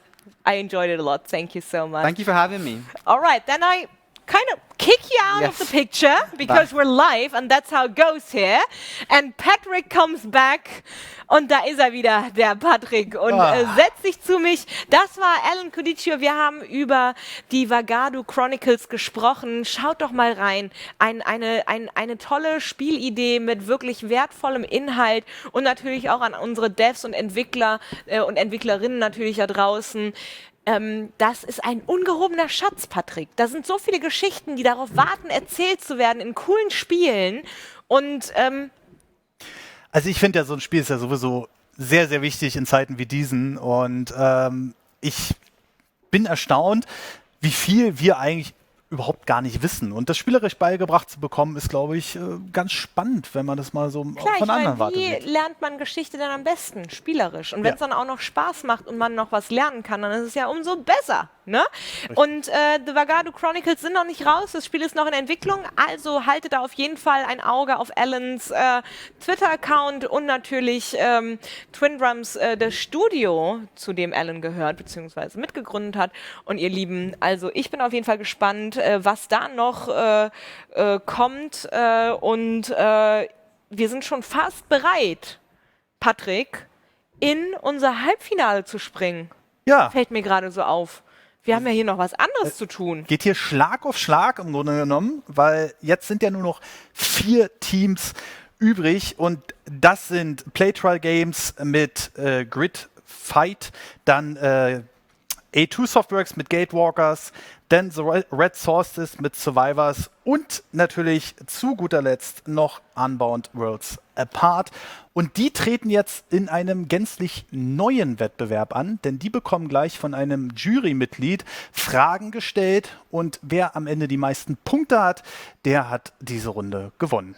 Ganz genau. 5 Fragen gibt es nämlich dann in jeder Runde und das Team, welches in einem Best of 5, welches 3 Fragen beantworten kann, korrekt beantworten kann, gewinnt dann die Runde und zieht ins Grand Finale ein. Und ich bin gespannt, wie das Ganze jetzt hier vonstatten laufen wird. Und das Spannende an der ganzen Sache ist, du hast es ja schon gesagt, die bekommen Fragen gestellt. Die bekommen aber nicht nur irgendwelche Fragen gestellt, sondern Fragen, um das Wissen around the gaming industry zu prüfen. Um es nochmal wieder halb international zu machen. Ich übersetze es gleich auf Englisch. Und natürlich auch die Popkultur, die uns allen sehr am Herzen liegt. Alright guys, so it's almost time to head into the semi-finals and we switched things up and made it more interesting. You saw the pitches, you saw the games. Now it's time to ask our devs if they know what they're doing. We're gonna ask them, well, the jury is gonna ask them questions revolving around the gaming industry and of course pop culture. And the team that is able to answer 3 questions, or, well, correct, and get 3 points on their account, advance to the grand finale. All right, so I think we brought everyone up on track. And I would say, let's start the first semi-final with Grid Fight versus Gatewalkers and our jury. Good luck, guys.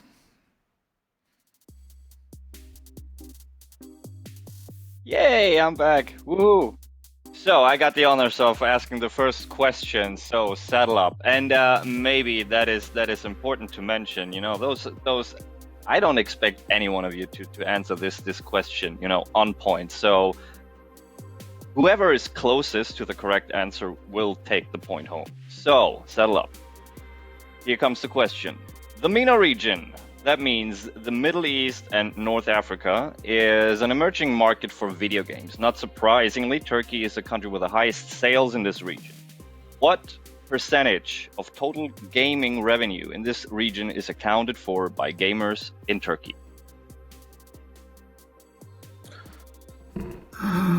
Oh, that is a tough question, ladies and gentlemen. All right. Oh, Jesus. Team Grid Fight, please place your answer. If you don't know the exact number, just have a wild guess. Grid Fight, sorry, Grid Fight. Do you have to type or tell? Oh, I think you have to tell. No, you have to tell. Or type? Production? Tell, just tell us your answer. 15. 15% by 25. Turkey. And Gatewalkers? 20. So 15, 1-5, correct? Was your answer? And yours was 20. Let's see what the correct answer to that question is.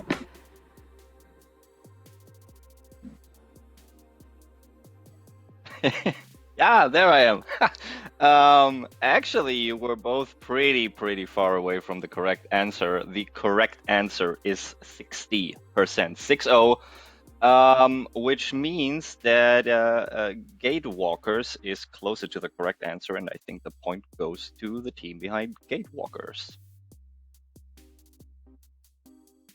Percent was the correct answer.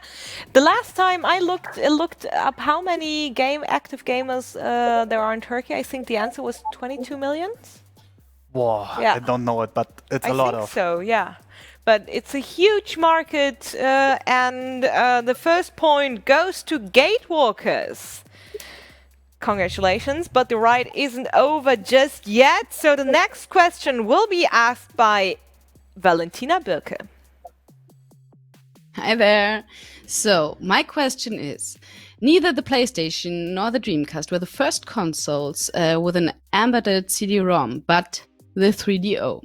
It was released in 1993, but failed amongst others, because it was way too expensive.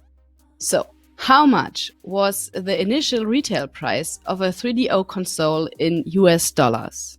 What do you think? Guys. Oh my god. To make it more exciting, 800. you have to keep your hands in the air while answering. All right? Because no googly. All right, perfect. So, who wants to start? Team Grid Fight? Me. All right. I think it's 800. 800. Okay. Gatewalkers? Gatewalkers? 600. All right, 800 versus 600. And Valentina. You have to ask another question, I guess, because the answer is... Yeah. The correct answer is 700 US dollars. Oh, come on. Okay. All right, so that one doesn't count. Valentina, we need another question from you. Yeah, wait, I have one. I need to read it. Okay. Some of the big companies aim for more gender equality by hiring more women. Blizzard increased the number of female interns by 166% in 2016. EA, another giant in the gaming industry, is also proud of its women. 48% of participants in the Vital Employee Development programs are female. Still, the numbers of women in the games industry is relatively low in comparison to other sectors of entertainment. How high or low is the percentage of women in the games industry today? Whew, very interesting question. I don't know the answer to it. I want to see your hands, guys.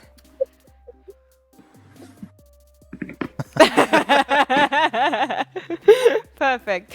So, what is your wildest guess? Gatewalkers, let's start with you.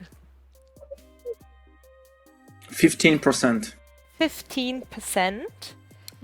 And grid fight? 15, 45. 45. Okay, so Gatewalker's answer was 15, 1-5, correct? And Yes. Grid Fight said? 45. 45. Valentina, what's the correct answer? Unfortunately, I would love to go with Grid Fight's answer, but the correct answer is 19%. All right, so this one goes to Gatewalkers. Woo! 2-0. Okay, this could mean the end of this semi-final if the next correct answer comes from Gatewalkers. So Team Grid Fight, just activate those grey brain cells and give your best in our next question by David Hallman. So, do you like to rate? Because we have 2 multiplayer games here. If yes, you may know the answer.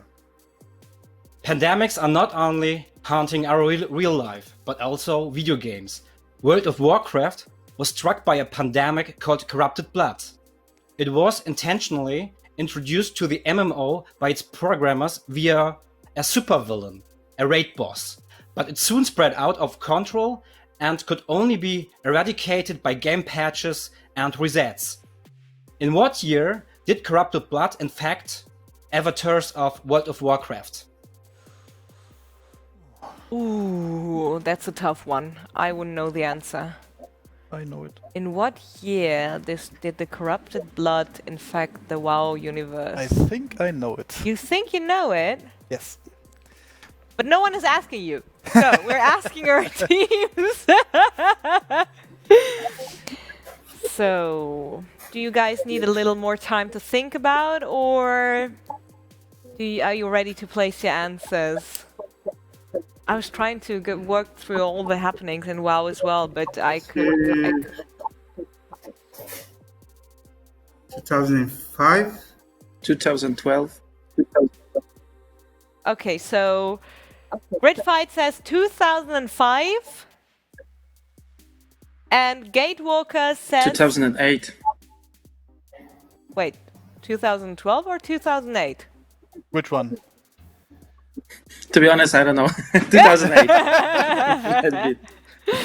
So, may the choice, please? Okay, no, but the first answer was 2012. Okay. So let's see First who's answer. closer to the correct year. David? Okay, so back then it even attracted epidemiologists, but we want to know the correct answer. 1 point goes to Grid Fight, 2005. Whoa! Perfect. That was great. So it's 2-1, and he's really happy and relieved. I can imagine. But Gatewalkers is still sitting pretty on their match points. So only one correct answer left for the advance, and then they advance to the grand finale. So all right, let's see who has our next question. Chris. Hello. Oh, Hi. A lot of pressure. Oh yeah. Hello, Berlin. Munich calling. I've always wanted to do that since Eurovision. Anyways, back to the question. So, Space Invaders was the only video game franchise from the 70s to have generated far over $1 billion in revenue. Originating in 1978, a couple of years before I was born, As of the beginning of 2019, the Space Invaders franchise has generated how much US dollars in revenue? From 1978 to 2019, how much revenue generated Space Invaders in those many years? I don't want to calculate that because on-air math is cruel. We don't do that. Okay. Ooh.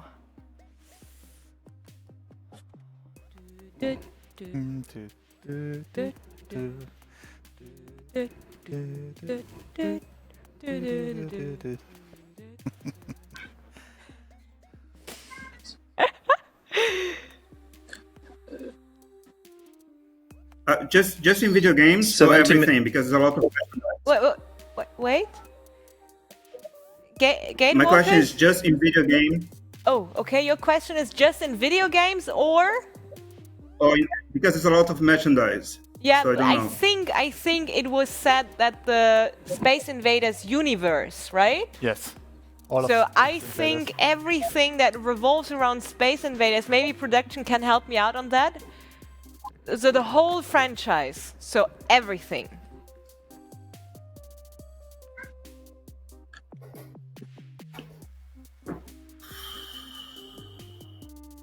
Okay. Okay, so maybe I'll go first because sure. He talked second, so I'll shot the first one. 300. 300 apples, bananas, eggs, millions, thousands. Excuse me, I cannot hear. What did you mean? 300 millions? Millions, yeah. Okay, millions. Okay. All right, 300 millions is Gatewalker's answer. Gridfight, we need your answer now. No, I think it's like 10 billion. 10 billion. 10 billions. Wow. I mean, it's a long time. Yeah, of course. And with all the merchandise, it's not impossible. Over 30 years. Yeah. More than 30 years. From 78. 78? Right. Oh, I think okay. 87, sorry. So 10 billion. 42 years. Yeah. 42 years. 42 years, yeah. Yeah, they already locked in the answer. We're waiting for the revelation of the answer by Chris. So Hello we have again. 300 million and 10 billion. Yes, one was more closer than the other. The correct answer, and congratulations to Playtra Games, is 14 billion US dollars. There we go! 14 billion! Back in the game, baby! All right, congratulations, Gridfight. That brings you up to 2 even, making the final question count. God, that's so exciting. So our next jury member, Philomena, fire away. Okay, so Marcus Persson, aka Notch, released a fully marketable version of Minecraft 2 years after he programmed the alpha version. That's already fast for a game release, but he was even faster with the alpha version. How many days did it take him to create the alpha version of Minecraft? How many days did it take him to create the alpha version of Minecraft? I have no clue. Patrick? What do you think? I don't know. I don't want to confuse the guys. Don't know it. All right. Absolutely. But it's very fast, I think. Keep in mind that it was supposedly very fast. Okay, guys. So, we need your answer now. Gatewalkers? 2 weeks. Gridfight? You have to say something. 10 days? 10 days? Okay, 14 days versus 10 days. Philomena, what's the answer to that question? Answer to the question is 6 days. No way! What? What a run! Gatewalker started out really good with sprinting ahead 2 points, but Gridfight was like, I'm not having any of this. I'll come back and I'll come back blazing, taking this home 3-2. Congratulations. Gatewalkers, that was really, really fun. Thank you so much for being involved. I wish you best Thank of you luck very for much. an amazing game. Where can we find it? Or where do we have to look to find Gatewalkers? It's available. It's already available at Steam DA Alpha version till Monday. You are able to play the game, and later it will be great if you like the game to add to your wishlist at Steam, and then you will hear everything about the game. Sounds perfect. Thank you so much, and best of luck for the futures and great Thank you very much. What a match, man! Wow, that was crazy. See, well, our first contender entering the grand finale, 6 days for Congratulations. Minecraft. Dear Lord, that's very little time. Congratulations. All right, Gridfight, we'll see you later. Gatewalkers, take care. And guys, you've heard it. Check out Steam and play the alpha. It's still playable until Monday. And then put it on your wish list to not miss anything. And this brings us to the second half semi-final.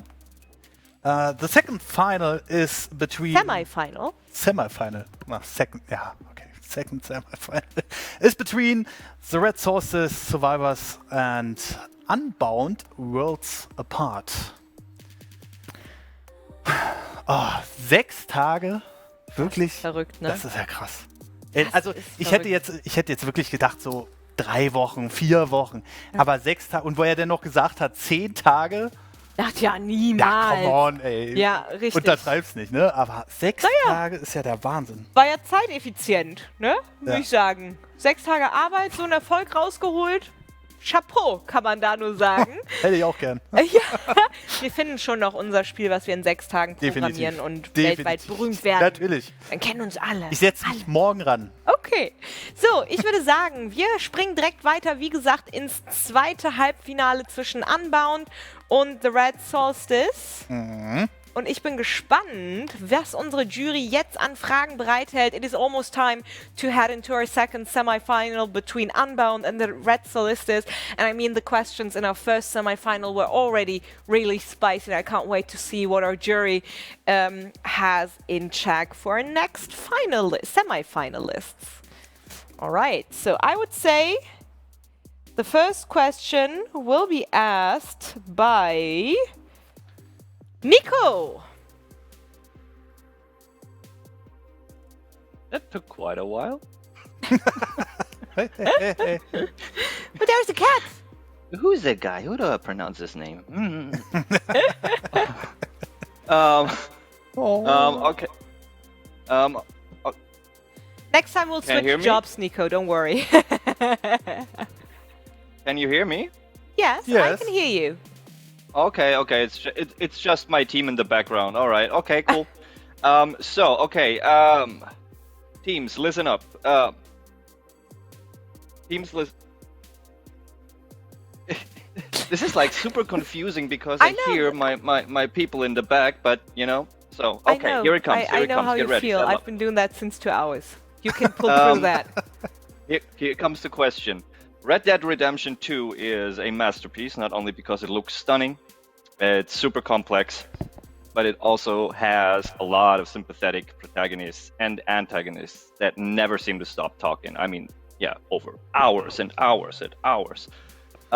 So this next question is about how many lines of dialogue were actually written for this game. It's neither 20k nor is it 100k. How many lines do you think of dialogue there actually are? Take a wild guess. In Red Dead Redemption 1 or 2 or in both? 2. 2. Okay, sorry. Didn't catch that one. So how many lines of text has been written down for the characters in the Red Dead Redemption 2? 500k. 500k is the first answer.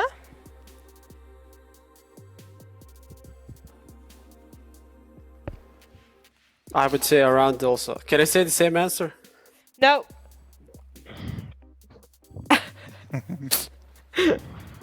So Unbound says 500k.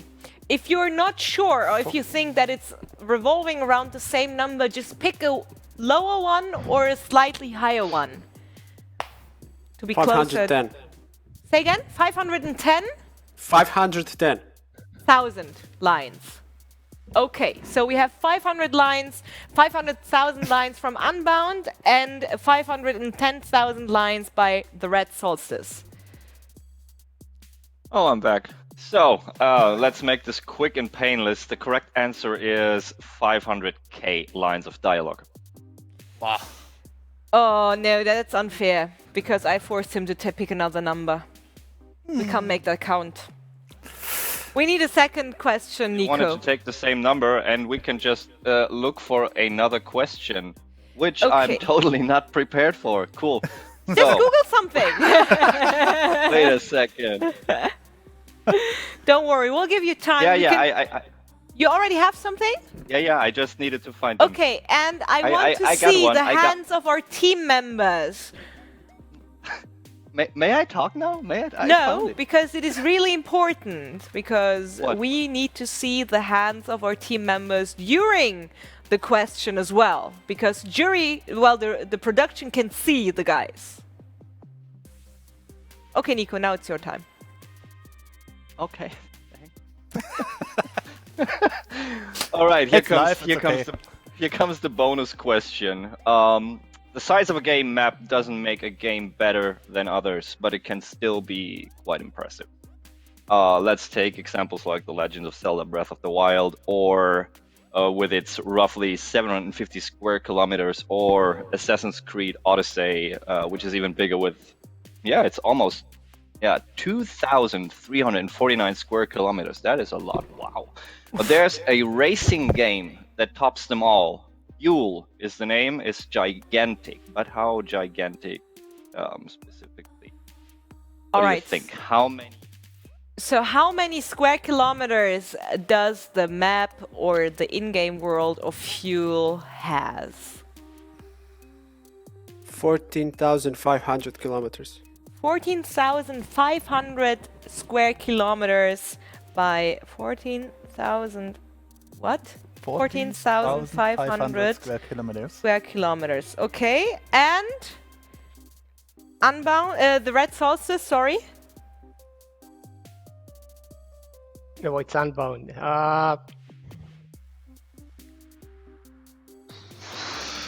15k.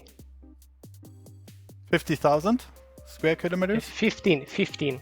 15,000. 15,000. So Unbound says 15,000 and the Red Solstice says 14,500. Is that correct, guys? So Okay, I'm I back think again. we're experiencing technical issues, Nico. Sorry for jumping in again. I'm so sorry. Yes, but can you quickly give us the answer? But I don't know what's gonna The happen. exact answer is 14,400 square kilometers. That's what my sheet said. 14,400 square kilometers, making the Red Solstice the correct answer. Congratulations. This is point 1 for you guys. Thank you. And let's continue with our next question, I guess. Valentina. Yeah? Yeah. You're on. Okay. Here you are. So here I am, and I have this question about numbers. After hitting 21.6 and 21.1 billion in 2018 and 2019, respectively, free-to-play PC games are expected to lose some value in 2020. This is mainly due to the rise in the console games within the last 2 years, with PlayStation, with Nintendo rolling out their newest versions soon. The estimates predict the revenue to go back to what number? Oh. The initial number was 20 20, how much? The first number was 20. Valentina, can we have you back for a second because I couldn't. So what were the value markets, the numbers of the value of the market in 19 and 18? In 2018, it was 21.6 billion, and 2019 it was 21.1 billion. So there was already a lower number than the year before. So what number, what are the predictions for the 2020 market?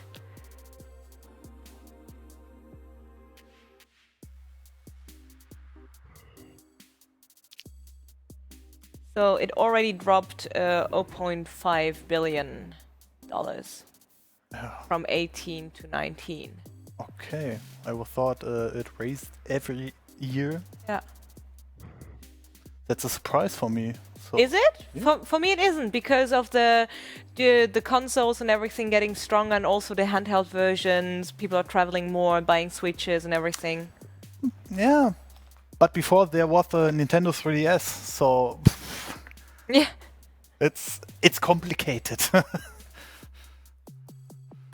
Okay, I'm currently typing with production because this is a live show and this is how things go in the 21st century. We're all wired up, and maybe we can have a look in the chat as well.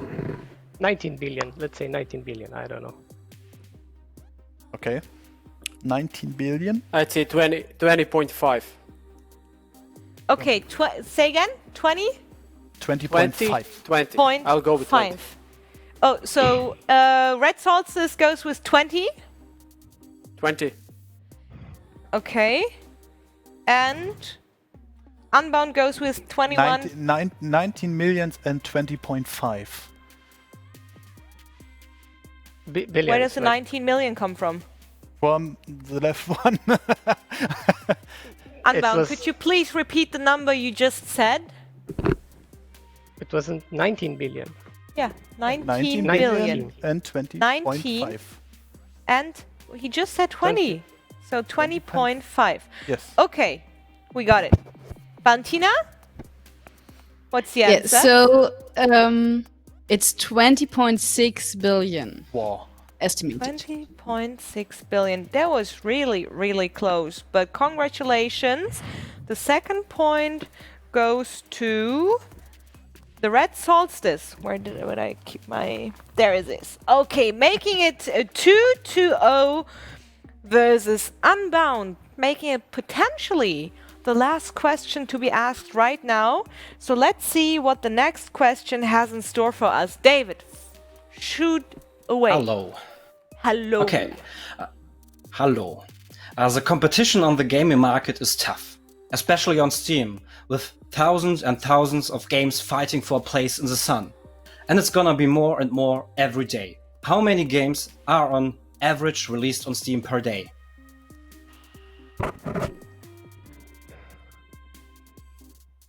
Okay. Let's see how this one goes. Okay, 15 seconds from now. We have to speed things up a little. So we 20. need your answers in 15 seconds. Unbound? Was that your answer? 30. 20. 30. 30. And Red Solstice? 20. 20. All right, David, what's the answer? Das ist 25. Also ja. 25, again, in the middle. This is crazy. The next question, David, we need another question from you. Okay, so the next one.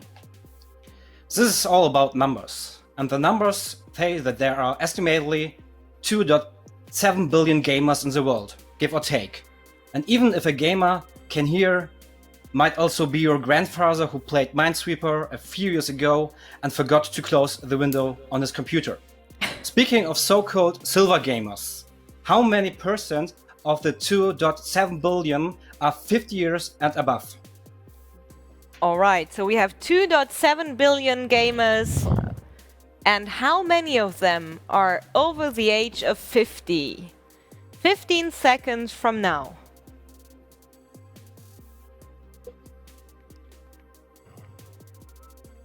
Do we get the percentage or the number? The number, I guess. Okay. David, do we need the percentage or the number? Percentage. All right, thank you. 5, 4, 3, 2, 1. Unbound? 13%. 30%. 13. 13. Yes. 1, 3. Okay. And the red solstice? 15%. 1, 5, correct? Okay, David, what's the answer? The answer is 21%. 21%! All right, making it 3 points for the Red Solstice. Congratulations, you advanced to the grand finale. And Unbound, thank you so much for participating. And I mean, the guys in chat love your game already to bits, and I can't wait for it to come out and to be playable for them. And where do we have to keep our eyes peeled? Where can we find information about the about Unbound?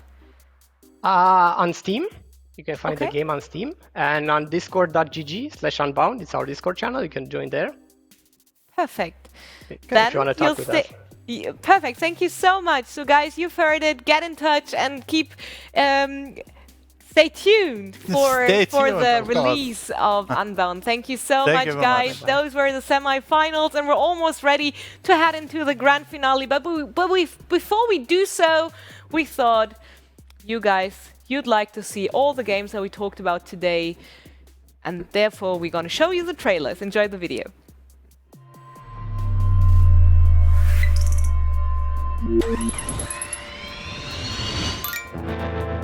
Step outside your comfort zone. Take a journey.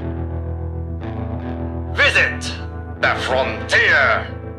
There is so much to do in the frontier, like enjoying the fascinating scenery, meeting new friends, maybe having a lunch together, or drinks at the bar. While you're here, why not mine some valuables? You never know what you'll find. So, better keep mining.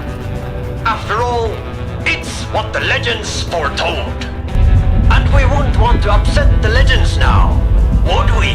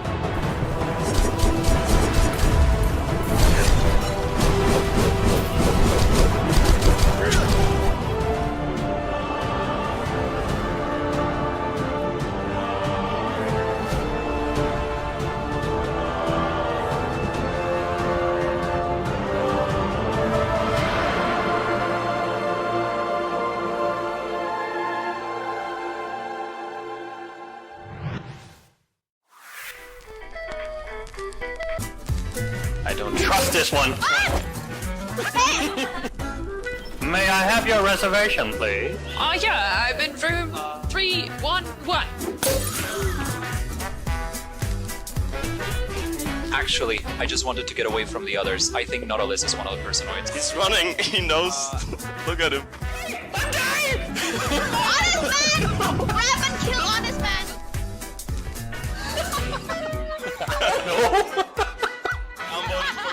What, you're a personoid? And I wanted to trust you! I think so. Ha!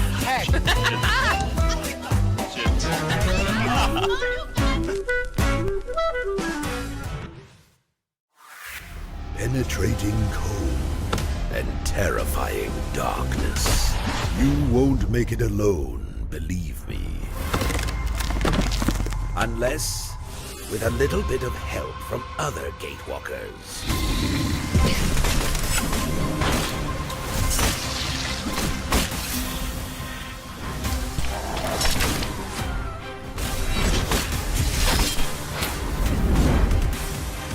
Get ready for the adventures which await you.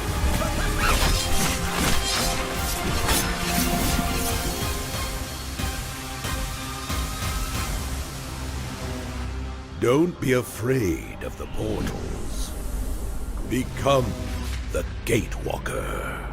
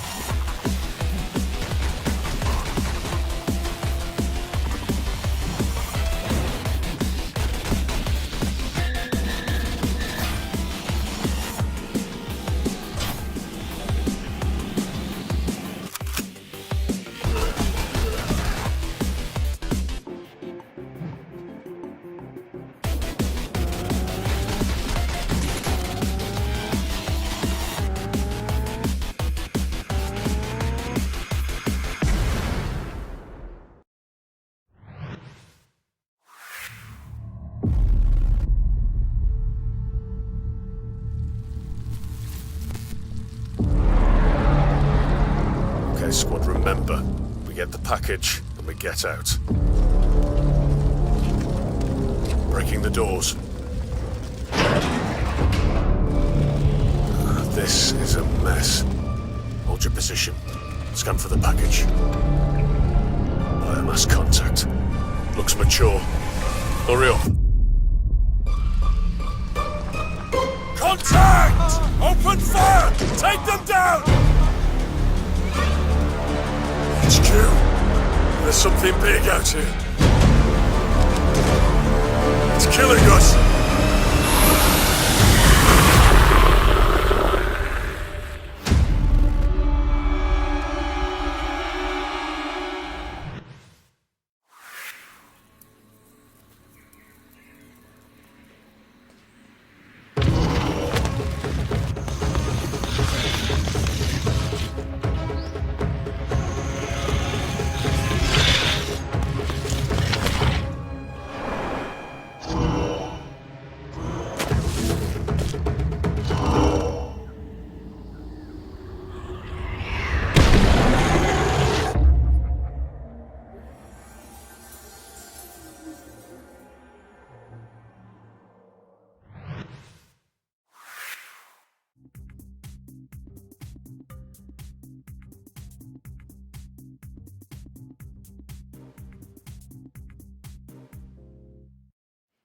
Alright, guys, and we're back. Da sind wir schon wieder. Wir sind jetzt kurz vor dem Finale. Wir hatten das Viertelfinale mit den Pitches und unserer Fachjury, die sich dann entsprechend der Pitches für die Games entschieden hat. Wir hatten ein spaßiges Semifinal. Genau, ein Halbfinale, wo jetzt noch 2 Teams übrig geblieben sind, die sich durch eine ganze Menge Quizfragen durchraten und schätzen mussten. Und damit wurde es natürlich noch mal ein bisschen spannender, weil jede Frage konnte sicherlich nicht jeder beantworten von sich aus. Das ist absolut korrekt. Und jetzt stehen wir vor dem großen Finale, wo unsere 2 Finalteilnehmer das Spiel ihrer Träume pitchen dürfen. Und ich bin gespannt, was für Ideen da kommen. Patrick, was für ein Spiel würdest du schaffen, wenn Geld keine limitierte Ressource wäre? Und Zeit auch nicht.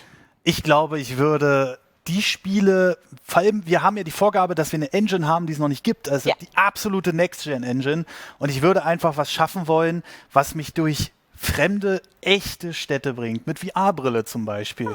Ja, also Straßen begehen können, die ich vielleicht so nicht begehen könnte, gefahrlos. Ich muss mich nicht auf Videoaufnahmen konzentrieren, sondern ich kann direkt in der Engine laufen. Und ich kann natürlich alle möglichen Faxen da machen, die ich machen will, in dieser echten Stadt. Das wäre so doch schon ein ganz schöner Traum.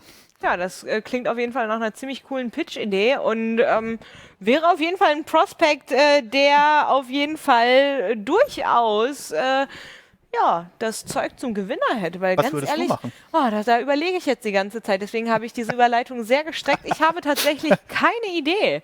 Also, schwierig. Also, was ich wirklich, Dream Big, Melly. Ich habe keine Ahnung. Ich übersetze das einmal ganz kurz für unsere englischen Zuschauer. Ja. Wir haben sehr, sehr viele internationale Zuschauer hier bei uns.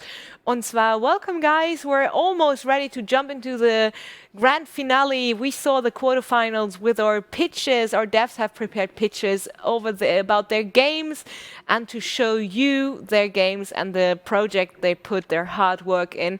And our jury, our expert jury, has decided on the teams that advanced to the semifinals. In the semifinals, we thought we'll just spice things up a little and bring in some fun and flair with a nice questionnaire about the gaming industry and, of course, pop culture as well. And now it is almost time for the grand finale, where our two finalists are asked to pitch their game of the dreams. If money and time wouldn't be a resource, and if a fully new and never new seen engine, before engine, unlimited resources and everything. So I'm really, really excited to see what our finalists are going to pitch. But I was about to say, let's have a closer look on the bracket as well before we jump into the final. You saw in the semifinals Gatewalkers versus Gridfight, and in the semifinals Unbound Worlds Apart versus the Red Solstice 2 Survivors.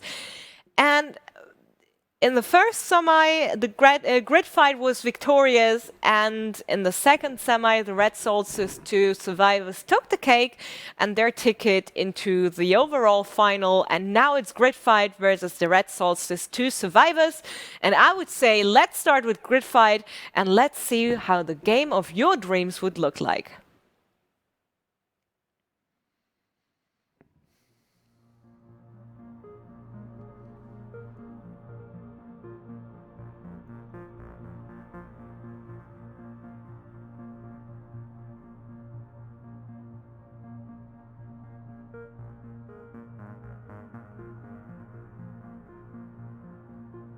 Sorry, I was mute. Sorry, can you hear me now? I would like to share the screen, but I don't think I can. So we came up with the idea of this game this morning, actually, and we gave the name of the game Immense. And the idea is to play with many levels of gameplay. From the very beginning, when you start in this island with everybody else, very small, like you, following the laws of physics of something very small, so you can bounce around and you can be killed by a drop of water.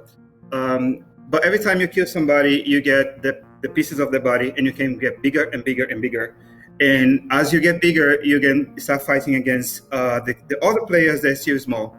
You can get big enough to become an environment yourself. So other characters, players are going to try to go after inside your body, fighting against the defenses of inside of your body, looking for your heart. And then when they find your heart, they can kill you with the heart. Okay, they can also go to your knee and then weaken your knee and make your fight with other giants like you harder. All the sizes, they're going to follow the rules of physics. So when you're very big, you're very powerful, but it's almost like controlling a big machine. So you got very slow, very powerful. And then when you have the big giants, then you have alien invasion, where everybody has to come together to try to protect their island. And after the big the biggest character can just go and like destroy the whole island, the parts of the factions that they don't like, and then make very nice areas, shaping the environment for their own squads, for their own groups, and then everything resets. Okay, I hope I'm not talking to myself. Cool. Hello. Oh my Can you God. hear us? Cool. All right. I guess question time. Overall, I'm a little bit interested in learning more about the mechanics of the game. I'm still trying to get a better understanding of how to imagine like the core gameplay loop working. Yeah. So the one thing we like to do is do this in like voxel kind of art, but much more detailed than Minecraft, let's say. So you start with your basic character. You are made of your voxels, and then you have to fight, hand to hand against other ones, taking pieces of them and then bring it to yourself. And then you can model yourself to have more limbs and whatever it is. When you decide you have enough of the pieces, you decide to grow, and you're gonna get bigger and bigger and bigger. You can still fight. So the idea of the game is that you can still fight with the small ones if you want. If you want to be a jerk, you're gonna like stepping on them. And if you want to be very courageous, you can be very small and try to escalate this huge thing and try to get inside.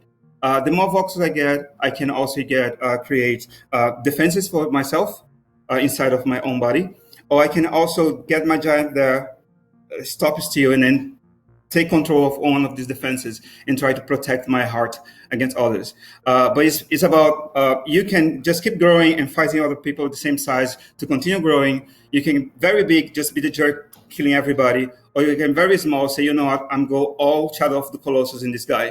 And I'm going to try to get this guy with my team. I was going to say Shadow of the Colossus. So basically the game very much also fluctuates the gameplay based on, well, the size of your own character.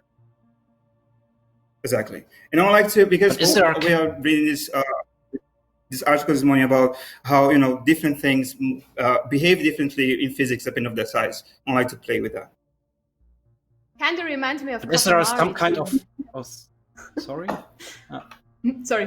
Do you know Katamari, where you roll up all the stuff and then you have like a different dimension? Kind of reminds me of that too. Yeah. Yes, David. Okay, can you tell us something about the competition? Do you have a multiplayer like other players who can beat you and get bigger? And is it like it's like a physics royale or?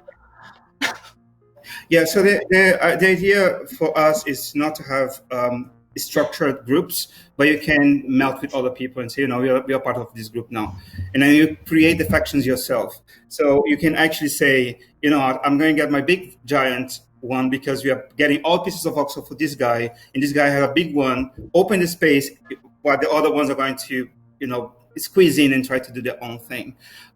We like to be able to get people to create their own groups inside, and then like as a guild progress. Understood. Production, do we still have some more time for questions? Also, just to remind you guys, we had this idea 4 hours ago, so it is a lot. Sure, I understand that.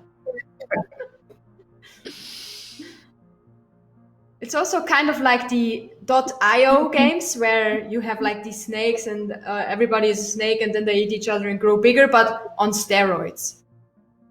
On steroids. Yeah. Right. And I want to the very end, just to level the playing ground, have these huge, gigantic aliens coming.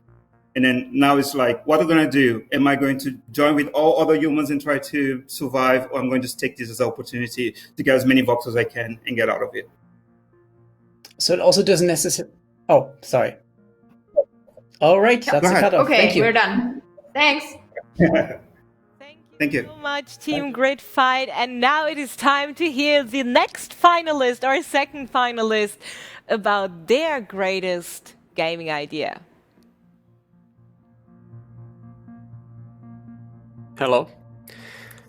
Okay, so basically my dream game first is already that one that I'm making. It's Red Solstice, and we are trying to create a unique new genre. But if I would go on the top of it, like push it like 10 levels up, I would create a game that combines 3 genres. Basically, a game that is playable by 3 different type of players.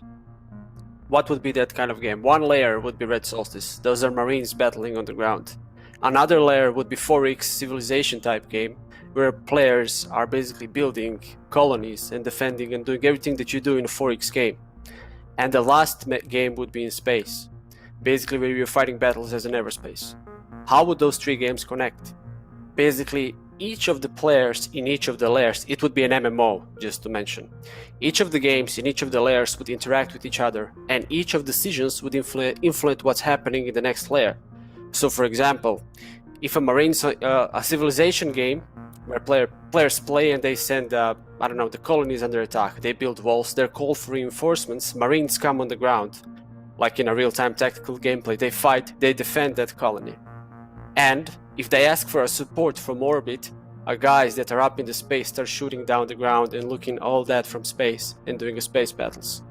So it would be a crazy interaction between totally 3 different type of players trying to unite them all together into one game, working towards a total goal together. It would be made into sessions that last for a month. It would be an ultimate cooperation game which combines many layers and many aspects of different gameplay. And that's it. All right, thank you. I think we were discussing a little bit between the judges how you see yourself, well, standing out from other titles that are going for this whole basically space/world simulation already to a specific degree, and how you really want to differentiate yourself in a more extensive way. Okay, so the only game that really has everything is the Star Citizen. Like that game literally has everything.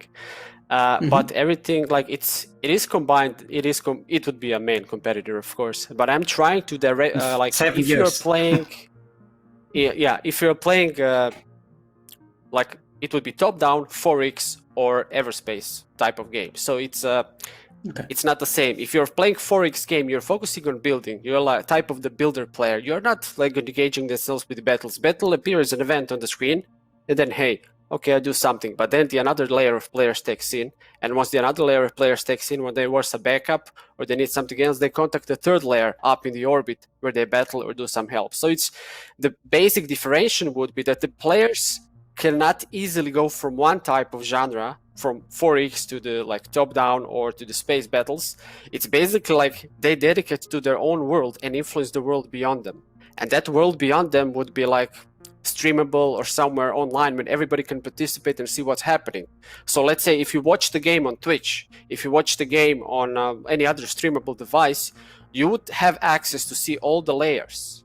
But players in the game would be able to influence only, like, for example, 4X would influence top-down layer, while top-down will call back up from space layer, and the space layer would influence back to 4X layer. So everything would be like one-way influence through like a circle dependency. So one layer of players cannot influence many players. To put it short, if you're one type of player, a builder, you're mostly dedicated to playing that kind of game, and you see results on other layers only through screen on Twitch or something else. Like the real world.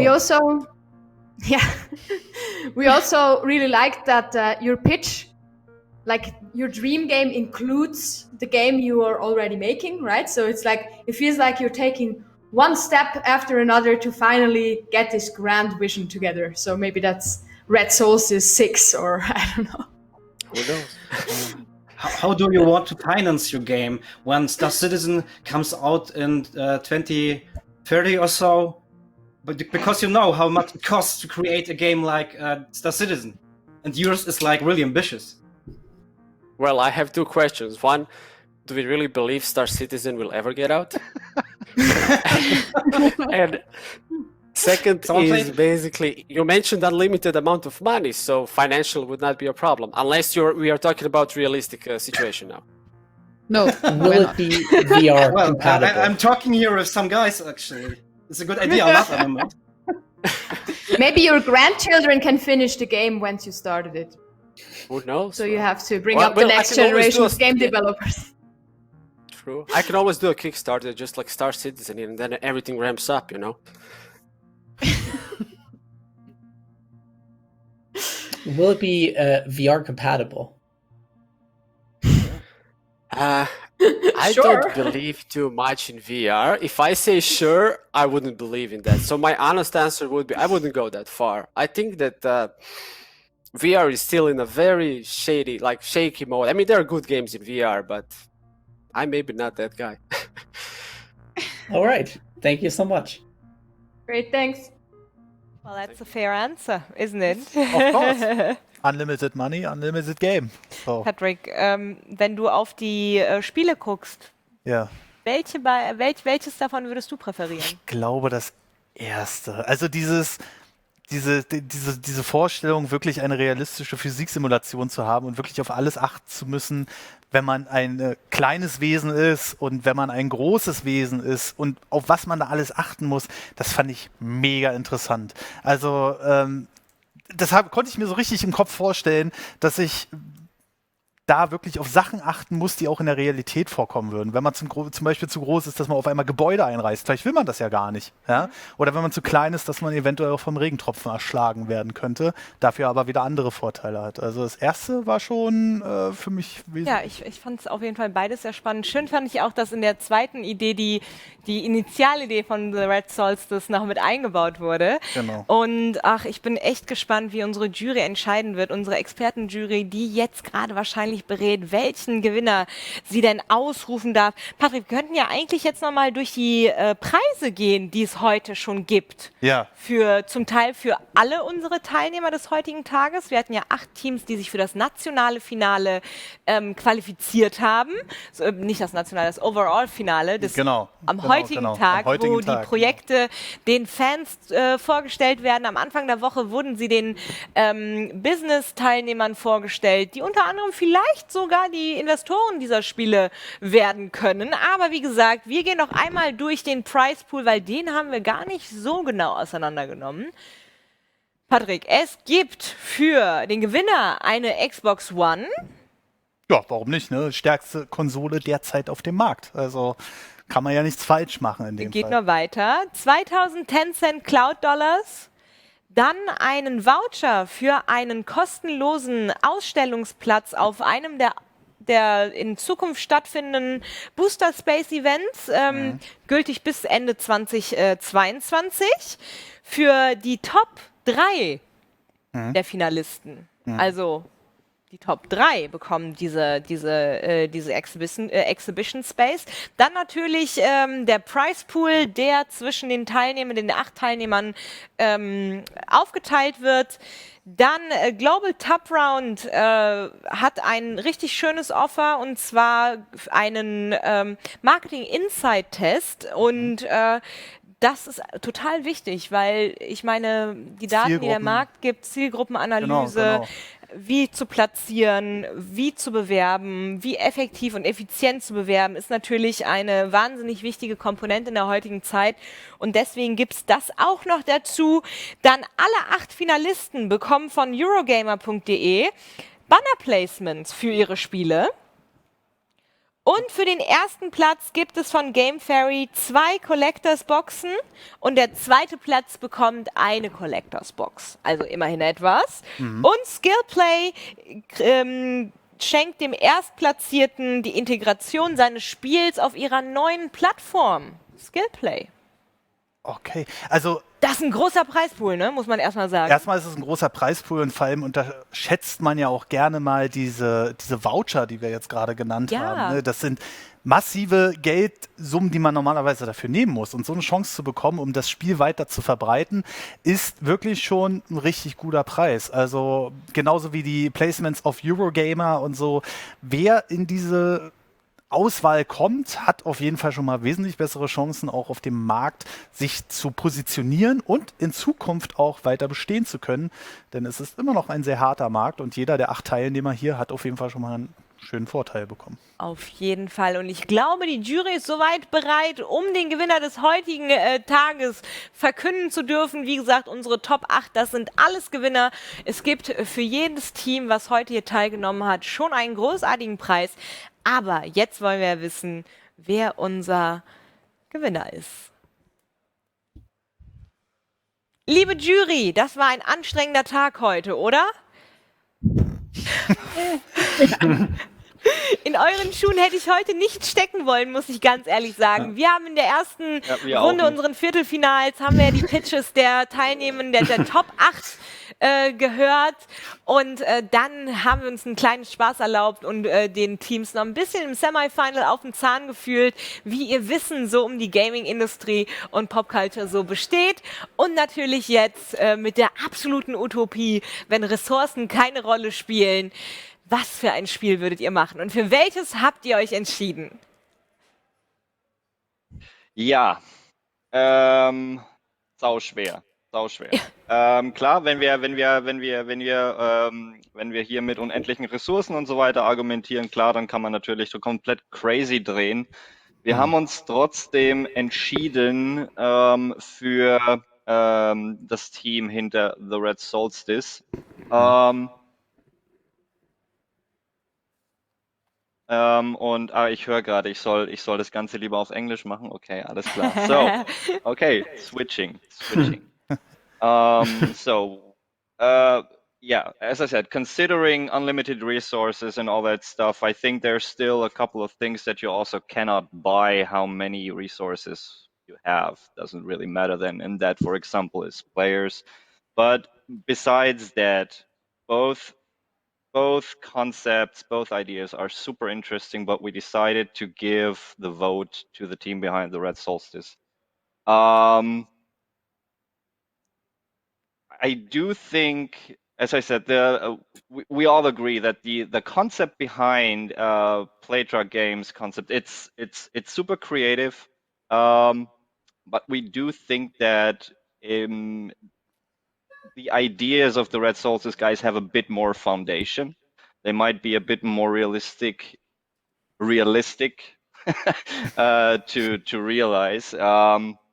There's been plans to do something like that, and I'm not even talking about a Star Citizen. Let's forget about Star City. There's been attempts to create a multiverse like that before,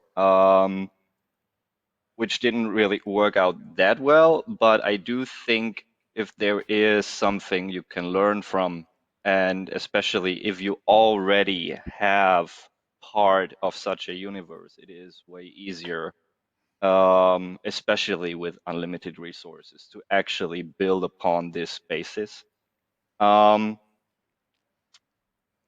In terms of creativity, I think I would have given the vote to Playtra Games, but we all decided to go with the team behind Red Solstice. So Red Solstice are the winner of this final.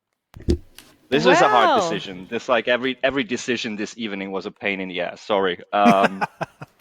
So congratulations to all of you. That was really hard. But you all deserved it. All right. Thank you so much, dear jury. And well, congratulations to Iron Ward and Red Solstice 2 survivors from Croatia. Congratulations for winning today's Death Booster Challenge. Well, any last words to your fans? This was an amazing experience. That's the first I have to say. Thank you, everybody. Thank you for inviting me here. Like, it has been really hard. Those trivia questions were like not easy. You gotta say that. And yeah, like thanks for my community for like thanks to everybody who watched. And I actually invited the community from Red Solstice, and I promised them that if we win this, I'm gonna give them 24 hours of Red Solstice 2 demos. So we are gonna start working on that right away, and you will be able to try Red Solstice for next 24 more hours and see what's different around it. And I'm really excited for this opportunity, and thanks to everybody. Well, congratulations once again, and of course a huge shout out to all the other participants of today. You guys did all great. We had a lot of fun with you here in our studio, and I mean, let's name them once again. shall we, Patrick? Oh. Let's start with Mekivi from Finland. Cave Digger, thank you so much for participating. Playtra Games Limited from the UK with Grid Fight. A2 Softworks from Poland with Gatewalkers. GameChuck from Croatia with Speed Limit. And of course, our winner of today, Iron Ward from Croatia with the Red Solstice 2 Survivors. And Alien Pixel Studios from Romania with Unbound Worlds Apart. Invisible Walls from Denmark with First Class Trouble. And last but not least, Monster Scope from Australia with Dawnblade. Thank you so much for getting involved. You all win something, actually. Let's go through the prize list as well. It's actually a quite long one, so I'll just read them out. Okay. So, there is one Xbox One console for the winner of this whole thing, Yes. which goes to Croatia. And of course, 2,010 clown dollars and a voucher for free exhibition space in one of our upcoming Booster Space events. And this voucher is valid until the end of 2022. And this voucher is not only solely for the winner of today, but for the top 3 of the final 8. So, and of course, our lovely prize pool, which gets spread amongst all participants of today. And a global top round are pleased to offer the best studios by jury's choice a free marketing insight test on the platform. And this is very, very important because marketing is something you shouldn't underestimate, obviously. Eurogamers.de gives away banner placements for the 8 finalists. Game Fairy gives 2 collector's boxes for the first place and 1 collector's box for the second place. And Skill Play integrates the game on their new platform, Skill Play, for the first winner, for finalists winner. All right, and of course, once again, a huge shout out to our jury, and thank you so much for getting involved. At first one, Nico Barletta, second, Valentina Börke, third, David Hallmann, fourth, Chris Wolf, and at least but not last, Philomena Schwab. Thank you very much from the bottom of our hearts for today, for your expertise, for getting involved, to our jury. Exactly, for deciding and doing all the hard work that needed to be done today. Thank you so, so much. And of course, a huge shout out to our amazing partners, Medienbord Berlin Brandenburg, and of course our main sponsor, Exola, and our the people that actually made this whole thing possible. Shout out goes to Booster Space and Games Week Berlin. And of course, a huge shout out to Level in Berlin for lending us their studio. Yes. So, and their amazing locations. So if you happen to be in Berlin and are visiting Checkpoint Charlie, make sure to drop by at Level Berlin and eat one of those tasty burgers and play a few rounds in the free gaming area. It's really awesome. And of course, something personal as well. A huge shout out to Mediennetzwerk NRW, who's supporting dev boosters to, of course, push their North Rhine-Westphalian devs as well. All right, guys. Yeah. It's done. It's done. That's it for today. It was a pleasure. Patrick, vielen lieben Dank, dass du heute an meiner Seite warst. Ich bedanke mich. Und mir mit deiner Expertise zur Seite standest. Und ja, liebe Leute, ich bin's, eure Melli, und ich hoffe, euch hat der Tag heute gefallen. Und wir sehen uns das nächste Mal ganz bestimmt. Passt auf euch auf und macht's gut. Tschüss.